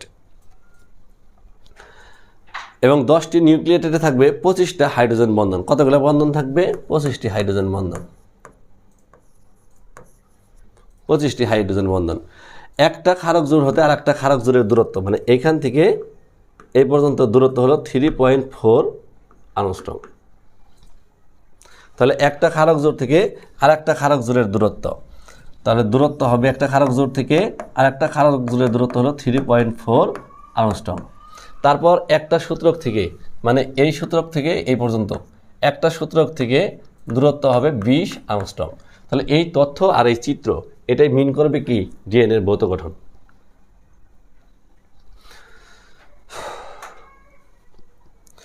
আরএনএ এর ভৌত গঠন এর ক্ষেত্রে শুধু দ্বিসূত্রকের জায়গায় একসূত্রক শব্দটা ব্যবহার করলে আর ডিএনএ আরএনএ রাসায়নিক গঠন দিলেই তোমার কি হয়ে যাবে? আরএনএ এর গঠন হয়ে যাবে। তো আরএনএ গঠনের বেলায় আমি একটু কথা বলে নেই যে আরএনএ এর প্রকারভেদ আছে। আরএনএ কিন্তু 5 প্রকার। একটা হলো যে তোমার টিআরএনএ, আরএনএ প্রকারভেদ।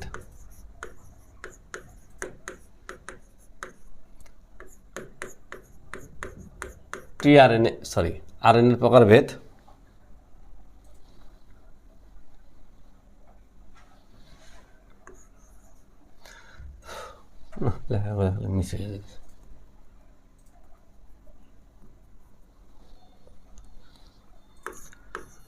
আরএনএ প্রকারভেদ।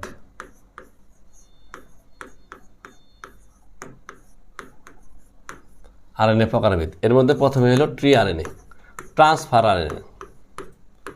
এই টিআরএনএ বা ট্রান্সফার আরএনএ কি করবে?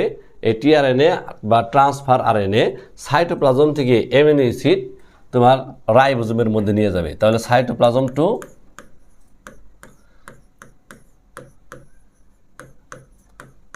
সাইটোপ্লাজম থেকে কোথায়? রাইবোজোম। তাহলে সাইটোপ্লাজম থেকে রাইবোজোম কি নিয়ে যাবে? Amino acid. Amino acid. তাহলে টিআরএনএ এর সংজ্ঞার মধ্যে আমরা বলতে পারি যে সকল আরএনএ সাইটোপ্লাজম থেকে অ্যামিনো অ্যাসিড ধরে রাইবোজোমের মধ্যে নিয়ে যায় তাদেরকে বলা হবে কি? তোমার টিআরএনএ। তারপর এমআরএনএ। এমআরএনএ হলো যে তোমার প্রোটিন তৈরির ছাঁচ হিসেবে ব্যবহার হয়। ছাঁচ হিসেবে ব্যবহার হয়, এই হিসেবে তারা জেনেটিক সংকেত প্রদান করে, অর্থাৎ জেনেটিক সংকেত প্রদান করে, জেনেটিক সংকেত প্রদান করে। তাহলে এমআরএনএ হলো প্রোটিন তৈরির ছাঁচ হিসেবে ব্যবহার হবে এবং জেনেটিক সংকেত প্রদান করবে টিআরএনএকে যে আসলে কোন অ্যামিনো অ্যাসিডকে ধরে নিয়ে আসতে হবে। এটা হলো এমআরএনএ। তারপর আসে হলো যে এমআইআরএনএ, মাইনর আরএনএ। সাইটোপ্লাজমে কিছু ক্ষুদ্র ক্ষুদ্র আরএনএ পাওয়া যায়, এদেরকে মাইনর আরএনএ বলে। আর একটা হলো জেনেটিক আরএনএ। জেনেটিক আরএনএ হলো তোমার কি যে সকল আরএনএ বংশগতীয় বস্তু হিসেবে কাজ করে এদেরকে বলা হয় জেনেটিক আরএনএ। তারপরে হলো যে তোমার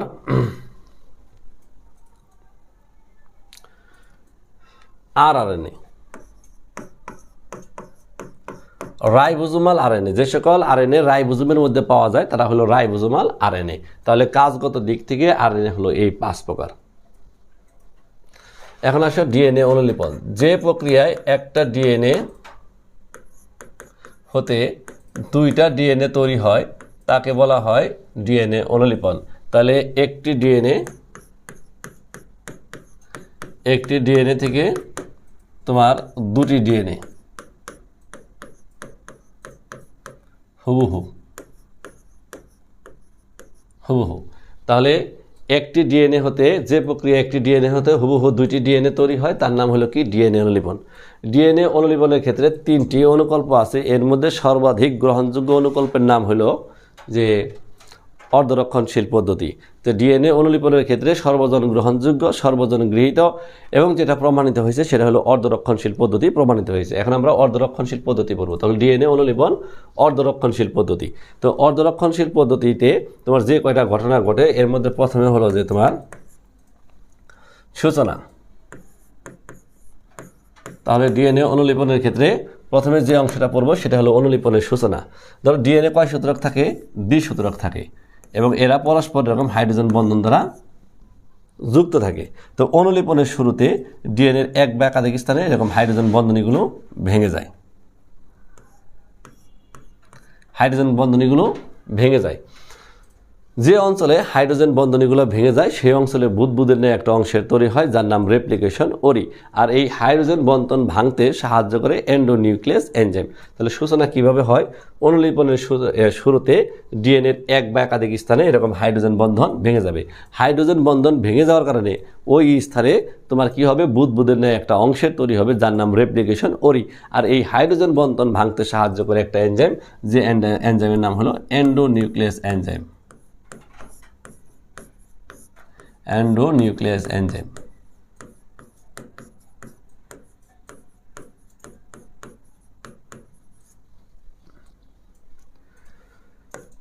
দুই নম্বর, তোমার ডিএনএ আমরা জানি সাধারণ অবস্থায় কি থাকে? এরকম পেঁচানো থাকে, এরকম পেঁচানো থাকে। এই প্যাচ খুলতে হবে, এই প্যাচ খোলা।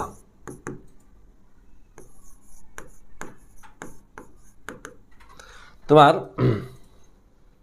দ্বিতীয় ধাপে এই ডিএনএ অণুর যেরকম পেছানো আছে এই প্যাচটা খুলে এরকম সূত্রক দুইটা সোজা হয়ে যাবে। এই জন্য একটা এনজাইম কাজ করবে, হেলিকেজ এনজাইম। হেলিকেজ এনজাইমের প্রভাবে সূত্রক দুইটার মধ্যে প্যাচ খুলে যাবে, এরকম তারা পৃথক হয়ে যাবে। তাহলে প্যাচ খুলে গেল। এরপরে হলো যে ঘৃণমুক্তকরণ, ঘৃণমুক্তকরণ না, এরপরে হলো যে তোমার পুনরায় যাতে না পেঁচাতে পারে সেই জন্য বাধা দেওয়া, পুনরায় যাতে না পেঁচাতে পারে।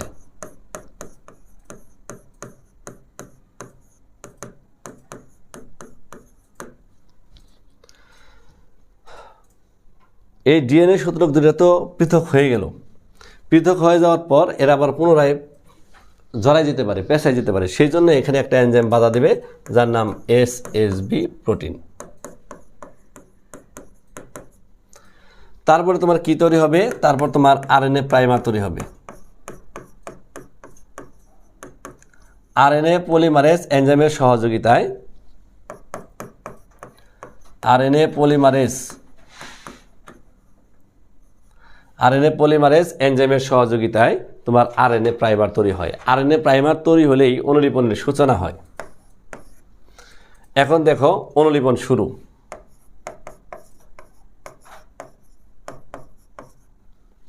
অনুলিপনের ক্ষেত্রে এখন কি হবে? ডিএনএর দুইটা সূত্রক থাকে, একটা 3-5 আর একটা হলো 5-3। যে সূত্রকটা এরকম 3-5 সেই সূত্রককে অনুকরণ করে ডিএনএ পলিমারেজ এনজাইমের সহযোগিতায় নির্বিচ্ছিন্নভাবে নতুন সূত্রক তৈরি হতে থাকে। আর যে সূত্রকটা 5-3, এই যে 5-3, যে সূত্রকটা 5-3 সেই সূত্রকটা বিপরীতমুখী হওয়ায় পলিমারেজ এনজাইম একে সঠিকভাবে শনাক্ত করতে পারে না। তখন এখানে খণ্ড খণ্ডভাবে, যে খণ্ড, এই যে খণ্ড, এই যে খণ্ড, খণ্ড খণ্ডভাবে ডিএনএর অনুলিপন হয়। আবিষ্কারকের নাম অনুসারে এই খণ্ডগুলোকে বলা হয় কি? উকাজাকি খণ্ড। পরবর্তীতে এই উকাজাকি খণ্ডগুলো লাইগেজ এনজাইম দ্বারা জোড়া লেগে যায়। এই যে উকাজাকি খণ্ডগুলো এই যে লাইগেজ এনজাইম দ্বারা জোড়া লেগে যায়। জোড়া লেগে এরকম আবার পুনরায় পূর্ণাঙ্গ সূত্রে রূপান্তরিত হয়। এরপর যে সূত্রকটা তোমার নির্বিচ্ছিন্নভাবে তৈরি হলো সেটাকে লিডিং সূত্রক, আর যে সূত্রকটা এরকম ভেঙে ভেঙে তৈরি হলো তাকে বলা হয় ল্যাগিং সূত্রক। তো এরকম দুইটা সূত্রককে অনুকরণ করে এরকম নতুন দুইটা সূত্রক তৈরি হওয়ার পর একটা পুরাতন সূত্রক এবং একটা নতুন সূত্রক মিলে একটা ডিএনএ, এই পাশে একটা পুরাতন সূত্রক এবং একটা নতুন সূত্রক মিলে আর একটা ডিএনএ, এরকমভাবে দুইটা ডিএনএ তৈরি হয়। তো যেহেতু এখানে নতুন ডিএনএতে একটা পুরাতন সূত্রক এবং একটা নতুন সূত্রক থাকে, এই জন্য একে অর্ধরক্ষণশীল পদ্ধতি বলে। সারসংক্ষেপ, প্রথমে তোমার হাইড্রোজেন বন্ধন ভাঙবে, দ্বিতীয় প্যাচগুলা খুলে যাবে, তৃতীয় এটা যাতে পুনরায় পেঁচাতে না পারে সেই জন্য এসএসবি প্রোটিন বাধা দেবে, চতুর্থ আরএনএ প্রাইমার তৈরি হবে, পঞ্চম অনুলিপন শুরু হবে, 3-5 সূত্রককে পলিমারেজ এনজাইম অনুকরণ করে নির্বিচ্ছিন্নভাবে নতুন ডিএনএ সূত্রক তৈরি হবে। 5-3 বিপরীতমুখী, তাই খণ্ড খণ্ডভাবে তৈরি হবে, যাদের নাম হবে ওকাজাকি খণ্ড। পরে এরা লাইগেজ এনজাইম দ্বারা জোড়া লাগবে। তারপর একটা পুরাতন একটা নতুন সূত্রক মিলে দুই পাশে দুইটা ডিএনএ তৈরি হবে। এটাই হলো কি তোমার ডিএনএ উল্লিপন। তাহলে আমার এই কথাগুলো সাথে এই ছবি 100% কমপ্লিট।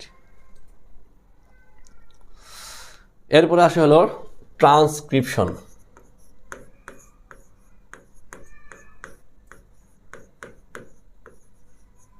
ট্রান্সক্রিপশন হলো ডিএনএ থেকে আরএনএ তৈরির প্রক্রিয়া। ডিএনএ থেকে আরএনএ তৈরিকে বলা হয় ট্রান্সক্রিপশন। যে প্রক্রিয়ায় তোমার একটা ডিএনএ থেকে এক দ্বিসূত্রক ডিএনএ থেকে এক সূত্রক আরএনএ তৈরি হয় তার নাম হলো ট্রান্সক্রিপশন। তো এই ট্রান্সক্রিপশন প্রক্রিয়ার প্রথমে আমরা যেটা পড়ব সেটা হলো যে এটার সূচনাটা কিভাবে হয়। প্রথমে এখানে একটা ফ্যাক্টর আসবে, এই যে একটা ফ্যাক্টর।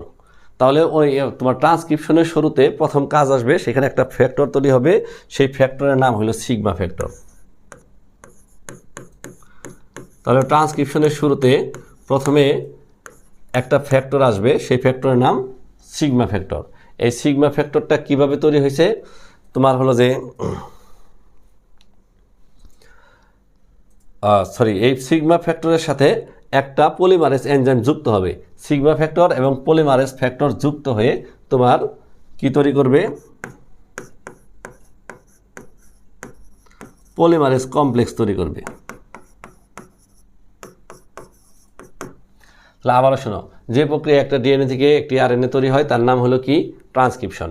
আর ট্রান্সক্রিপশনের প্রথম ধাপে আমরা কি বলবো, যে ট্রান্সক্রিপশনের শুরুতে ডিএনএর যে কোনো একটা স্থানে কি আসবে, তোমার একটা প্রোমোটার সিগমা ফ্যাক্টর আসবে এবং পলিমারেজ এনজাইম আসবে।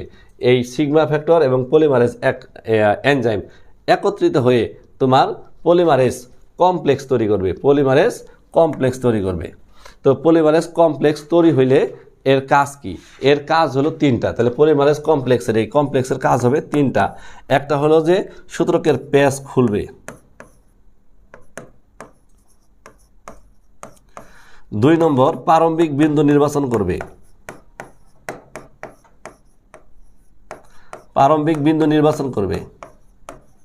3 নম্বর পলিমারেজ এনজাইমকে সহযোগিতা করবে।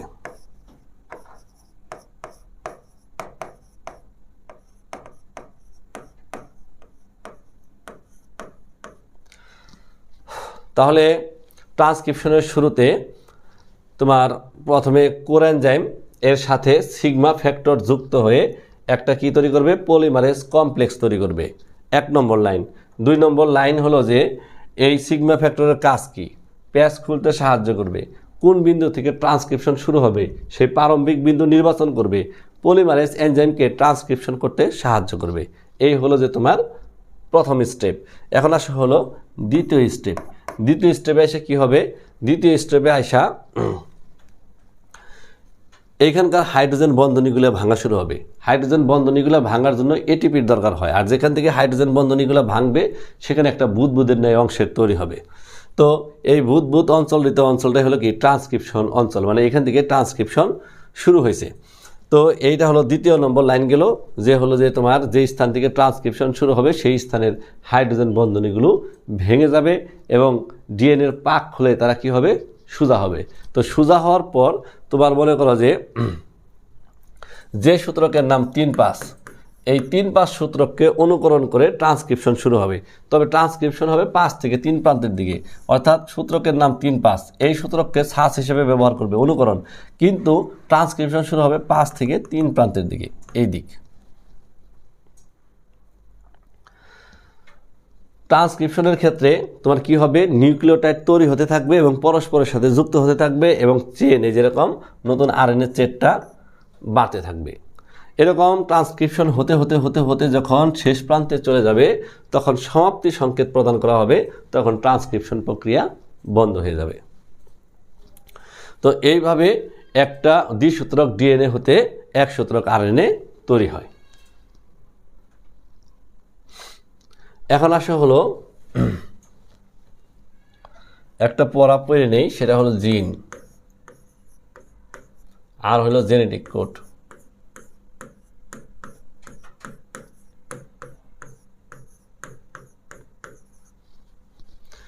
জীবের বাহ্যিক ও অভ্যন্তরীণ বৈশিষ্ট্য নিয়ন্ত্রণকারী হলো কি? এককের নাম হলো কি? জিন। এই জিনের বিভিন্ন প্রকারভেদ আছে, যেগুলো আমরা তোমার হলো যে জেনেটিক্স অধ্যায়ে আলোচনা করে আসছি। তো আদি কোষের ক্ষেত্রে জিনের যে তোমার কার্যবিধি, তাকে তোমার একক হিসেবে যেটা প্রকাশ করা হয় সেটা হলো জিন অপেরণ। এটা এখান থেকে গুরুত্বপূর্ণ।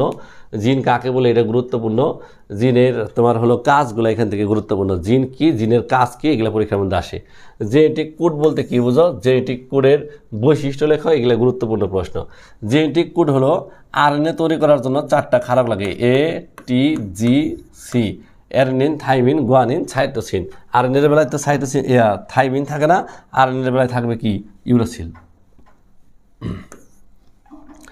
এই 4টা ক্ষারকের মধ্যে যে কোনো 3টা ক্ষারক একত্রিত হয়ে যখন কোনো অ্যামিনো অ্যাসিডকে নির্দেশ করে তখন তাদেরকে বলা হয় জেনেটিক কোড। যেমন ধরো ইউ ইউ ইউ একটা জেনেটিক কোড। সে কি করে? ফিনাইল অ্যালানিন নামক একটা অ্যামিনো অ্যাসিডকে নির্দেশ করে। তো যখন আরএনএর 4টা ক্ষারকের মধ্যে যে কোনো 3টা ক্ষারক একত্রিত হয়ে এরকম কোনো অ্যামিনো অ্যাসিডকে নির্দেশ করবে তখন তাদেরকে কি বলা হবে? Genetic code. জেনেটিক কোড সবসময় ট্রিপ্লয়েড হয় এবং সার্বজনীন হয়, অর্থাৎ সকল জীবের ক্ষেত্রে সে একই নিয়ম মানে। আর জেনেটিক কোড একাধিক তোমার হলো যে জেনেটিক কোড একটা অ্যামিনো অ্যাসিডকে নির্দেশ করে, কিন্তু একটা অ্যামিনো অ্যাসিড একাধিক জেনেটিক কোডকে নির্দেশ করে থাকে না। এখন এরই ভিত্তিতে আমরা ট্রান্সলেশন প্রক্রিয়াটা পড়ব। ট্রান্সলেশন প্রক্রিয়াটা হলো প্রোটিন তৈরির প্রক্রিয়া। ট্রান্সলেশন প্রক্রিয়াটা হলো কি? প্রোটিন তৈরির প্রক্রিয়া। তো এখন দেখো প্রোটিন কিভাবে তৈরি হয়। এই প্রশ্নটা বেশি গুরুত্বপূর্ণ না, এটা এখন পর্যন্ত কখনো আসে নাই। তারপরে আমি এটা তোমাদেরকে হালকা ধারণা দিয়ে দিচ্ছি যে ট্রান্সলেশন প্রক্রিয়াটা আসলে কেমন হয়। ট্রান্সক্রিপশন প্রক্রিয়ার ক্ষেত্রে প্রথমে একটা মেশিন তৈরি হওয়া লাগবে। সেই মেশিনটা কিভাবে তৈরি হবে? ডিএনএর এই যে ছোটো উপ-একক 40S, এই যে রাইবোজোমের, আর হলো 60S উপ-একক, দুইটা পরস্পরের সাথে যুক্ত হবে। মাঝখানে থাকবে এমআরএনএ, এই যে এমআরএনএ, আর এর ভিতরে থাকবে টিআরএনএ। আর এই এমআরএনএর মধ্যে থাকবে বিভিন্ন জেনেটিক কোড, এই যে জেনেটিক কোড, এই যে জেনেটিক কোড, এই যে জেনেটিক কোড। তো এরকম একটা মেশিন তৈরি হওয়ার পর তারপর তোমার ট্রান্সক্রিপশন প্রক্রিয়া শুরু হবে। তো মনে করো এইখানে যে জেনেটিক কোডটা আছে, এখানে একটা মনে রাখতে হবে যে একটা সূচনাকারী জেনেটিক কোড আছে, সেটা হলো AUG। এই AUG জেনেটিক কোড না আসা পর্যন্ত প্রোটিন তৈরি হয় না। যেহেতু AUG তোমার প্রোটিন তৈরি করার সূচনা ঘটায়, এই জন্য একে সূচনাকারী কোডন বলা হয়ে থাকে। এটা কিন্তু MCQর জন্য গুরুত্বপূর্ণ। তো যখনই AUG সূচনাকারী কোডনটা আসবে তখন তোমার কি শুরু হয়ে যাবে? ট্রান্সলেশন মানে প্রোটিন তৈরি হওয়ার প্রক্রিয়াটা শুরু হয়ে যাবে। তো জেনেটিক কোড AUG আসার পর সে যে অ্যামিনো অ্যাসিডকে নির্দেশ করে, সে কাকে নির্দেশ করে? মেথিওনিনকে নির্দেশ করে। মেথিওনিনকে নির্দেশ করে। তাহলে যখন জেনেটিক কোড AUG আসলো তখন ট্রান্সলেশন শুরু হলো। আর AUG যে অ্যামিনো অ্যাসিডকে নির্দেশ করে তার নাম কি? মিথিওনিন।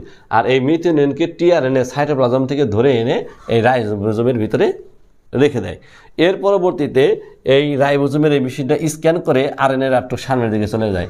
সামনের দিকে চলে যাওয়ার কারণে তোমার হলো যে এখানে আরেকটা জেনেটিক কোড পাওয়া গেল যার নাম UUG।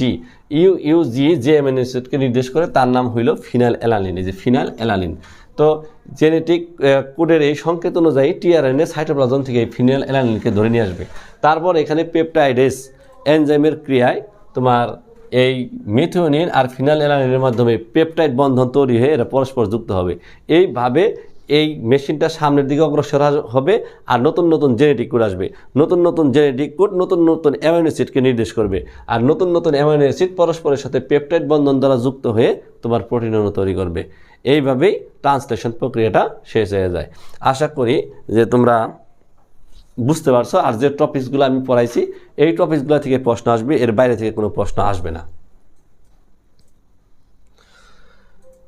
এখন সিকিউ নিয়ে 2-4টা কথা বলি। দেখো, ডিএনএ এম প্রক্রিয়া কি অণু, এন প্রক্রিয়া প্রোটিন। কিছুক্ষণ আগেই পড়ে আসলাম ডিএনএ থেকে আরএনএ তৈরি হবে, তাহলে এম প্রক্রিয়া হবে কি? ট্রান্সক্রিপশন। তারপরে আরএনএ থেকে প্রোটিন তৈরি হবে, এর নাম হলো ট্রান্সলেশন। তাহলে ট্রান্সলেশন কাকে বলে? যে প্রক্রিয়ায় আরএনএ থেকে প্রোটিন তৈরি হয় তার নাম হলো কি? ট্রান্সলেশন। তাহলে এখন প্রশ্ন করছে কিউ দ্বারা নির্দেশিত অণু, তাহলে কিউ দ্বারা নির্দেশিত অণুর নাম কি? আরএনএ। তাহলে আরএনএর গঠনটা এখানে বর্ণনা করতে হবে, যেটা আমরা পরে আসলাম। উদ্দীপকে নির্দেশিত এম ও এন প্রক্রিয়ার মধ্যে অর্থাৎ ট্রান্সক্রিপশন এবং ট্রান্সলেশন প্রক্রিয়ার মধ্যে পার্থক্য দেখাইতে হবে, যেটা আমরা সাজেশন করে আসছিলাম। তারপরে দেখো এটা কিসের ছবি? মাইটোকন্ড্রিয়ার ছবি। এটা কিসের ছবি? প্লাস্টিডের ছবি। উদ্দীপকে কে এর গঠন লেখো, অর্থাৎ মাইটোকন্ড্রিয়ার গঠন, যেটা আমরা খুব সহজভাবে দেখাই আসছিলাম। উদ্দীপকে কে এবং এল এর শারীরবৃত্তীয় কাজ পরস্পর নির্ভরশীল। কে এবং এল এর শারীরবৃত্তীয় কাজ, এই কী করে? খাদ্য উৎপাদন করে। এই কী করে? শক্তি উৎপন্ন করে। এই শক্তি উৎপাদন এবং খাদ্য উৎপাদন দুইটা পরস্পরের উপর নির্ভরশীল, সেটা তোমার বর্ণনা করতে হবে। তারপরে দেখো এটা কিন্তু ডিএনএ দ্বিসূত্রক, আর এটা একসূত্রক, এটা আরএনএ। তাহলে এটা হবে ডিএনএ, এটা হবে আরএনএ। উদ্দীপকের চিত্র পি এর ভৌত গঠন বর্ণনা করো, অর্থাৎ ডিএনএ এর ভৌত গঠন, যেটা আমরা শিখে আসছি। প্রোটিন সংশ্লেষণের চিত্র কিউ এর ভূমিকা, অর্থাৎ আরএনএ এর ভূমিকা এখানে আলোচনা করতে হবে প্রোটিন তৈরির বেলায়। তারপরে দেখো উদ্দীপকের আলোকে নিচের প্রশ্নগুলোর উত্তর দাও। এই দেখো এ এবং বি, তাহলে এই যে একটা রাইবোজ শর্করা, এটা একটা রাইবোজ শর্করা। এই রাইবোজ শর্করার সাথে ইউরাসিল যুক্ত আছে। এই রাইবোজ শর্করার সাথে থাইমিন যুক্ত আছে। থাইমিন যুক্ত থাকলে সেটা হবে ডিএনএ, আর ইউ থাকলে সেটা হবে আরএনএ।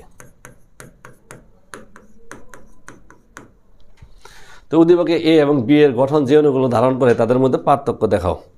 তাহলে তোমার এটা কোন অণুকে ধারণ করে? আরএনএকে। এটাকে কোন অণুকে ধারণ করে? ডিএনএ। ডিএনএ এবং আরএনএর মধ্যে পার্থক্য, যেটা আমরা সাজেশন করে আসছি। উদ্দীপকের গঠন দুটির মধ্যে একটির গঠন জীবে বহু সংখ্যায় উপস্থিত থেকে পেঁচানো সূত্রক গঠন করে। দুটির মধ্যে একটি গঠন জীবে বহু সংখ্যায় উপস্থিত থেকে পেঁচানোর সূত্র গঠন করে। তাহলে পেঁচানোর সূত্র তৈরি করে কে? তোমার ডিএনএ। তাহলে এই ডিএনএ তৈরির প্রক্রিয়া মানে অনুলিপন প্রক্রিয়াটা বর্ণনা করতে হবে। এরপরে দেখো নিচের চিত্রগুলো লক্ষ্য করো এবং পরস্পর উত্তর দাও। তাহলে এটা হলো যে তোমার এই যে ক্রোমোজোম, আর এই ক্রোমোজোমের মাথায় এটা আছে সেন্টোমিয়ার, এটা দ্বিসূত্রক ডিএনএ, এটা একসূত্রক আরএনএ। প্রশ্ন হলো চিত্রে পি এর ক্ষেত্রে ডি এর উপর ভিত্তি করে তোমার শ্রেণীবিন্যাস করা, অর্থাৎ সেন্টোমিয়ারের অবস্থানের উপর ভিত্তি করে তোমার ক্রোমোজোমের শ্রেণীবিন্যাস মেটাসেন্ট্রিক, সাবমেটাসেন্ট্রিক, অ্যাক্টোসেন্ট্রিক, টেরোসেন্ট্রিক। চিত্র কিউ এর জেনেটিক তথ্য আরএতে স্থানান্তরিত হয় কোন প্রক্রিয়ায়? ট্রান্সক্রিপশন প্রক্রিয়ায়। তাহলে এই ট্রান্সক্রিপশন প্রক্রিয়াটা বর্ণনা করতে হবে। এখন হলো এমসিকিউ। দেখো কোষ ঝিল্লির ক্ষেত্রে নিচের কোনটি প্রযোজ্য? স্থিতিস্থাপক।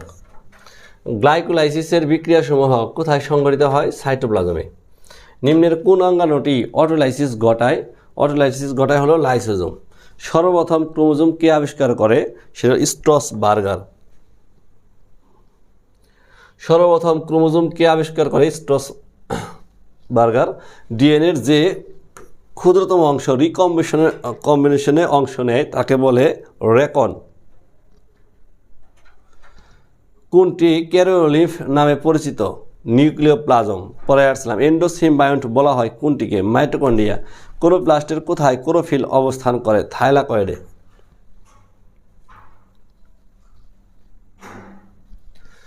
নিচের কোন অঙ্গাণুতে অটোলাইসিস ঘটে? সেটা দেখলাম লাইসোজোম। এন্ডোপ্লাজম চিত্র দুইটা এ ও বি, এটা হলো মাইটোকন্ড্রিয়া, এটা ক্লোরোপ্লাস্ট। এ ও বি চিত্রের ক্ষেত্রে বৈসাদৃশ্য কোনটি? কৃষ্টিতে। একটাতে কৃষ্টিতে আছে আর একটাতে নাই। তো উপরের চিত্রে এ এর মান কত হবে? এস। এটা যদি 50 হয় তাহলে এটা 30 হবে। ধানের ক্রোমোজোম সংখ্যা কত? 24। বই একটা সারণী আছে, এটা শেষ করে নিবা। ডিএনএ থেকে এমআরএনএ তৈরির প্রক্রিয়া কি বলে? ট্রান্সক্রিপশন। নিচের কোনটি ক্লোরোপ্লাস্টের কাজ? খাদ্য প্রস্তুত করা। রাইবোজোম নাম কে প্রস্তাব করেন? Richard B Roberts. তো কোষের প্রোটিন ফ্যাক্টরি বলা হয় কাকে? রাইবোজোমকে। কোষ গহ্বরের চারদিকে সাইটোপ্লাজমের যে হালকা স্তর থাকে তার নাম হলো টোনোপ্লাজম। কোনো উদ্ভিদের দুই ধরনের ক্লোরোপ্লাস্ট পাওয়া যায়, সেটা হলো ইক্ষু। তো থ্যাংক ইউ। বাসায় প্র্যাকটিস করো, পড়ো, নোট করো, ইনশাল্লাহ ভালো করবে।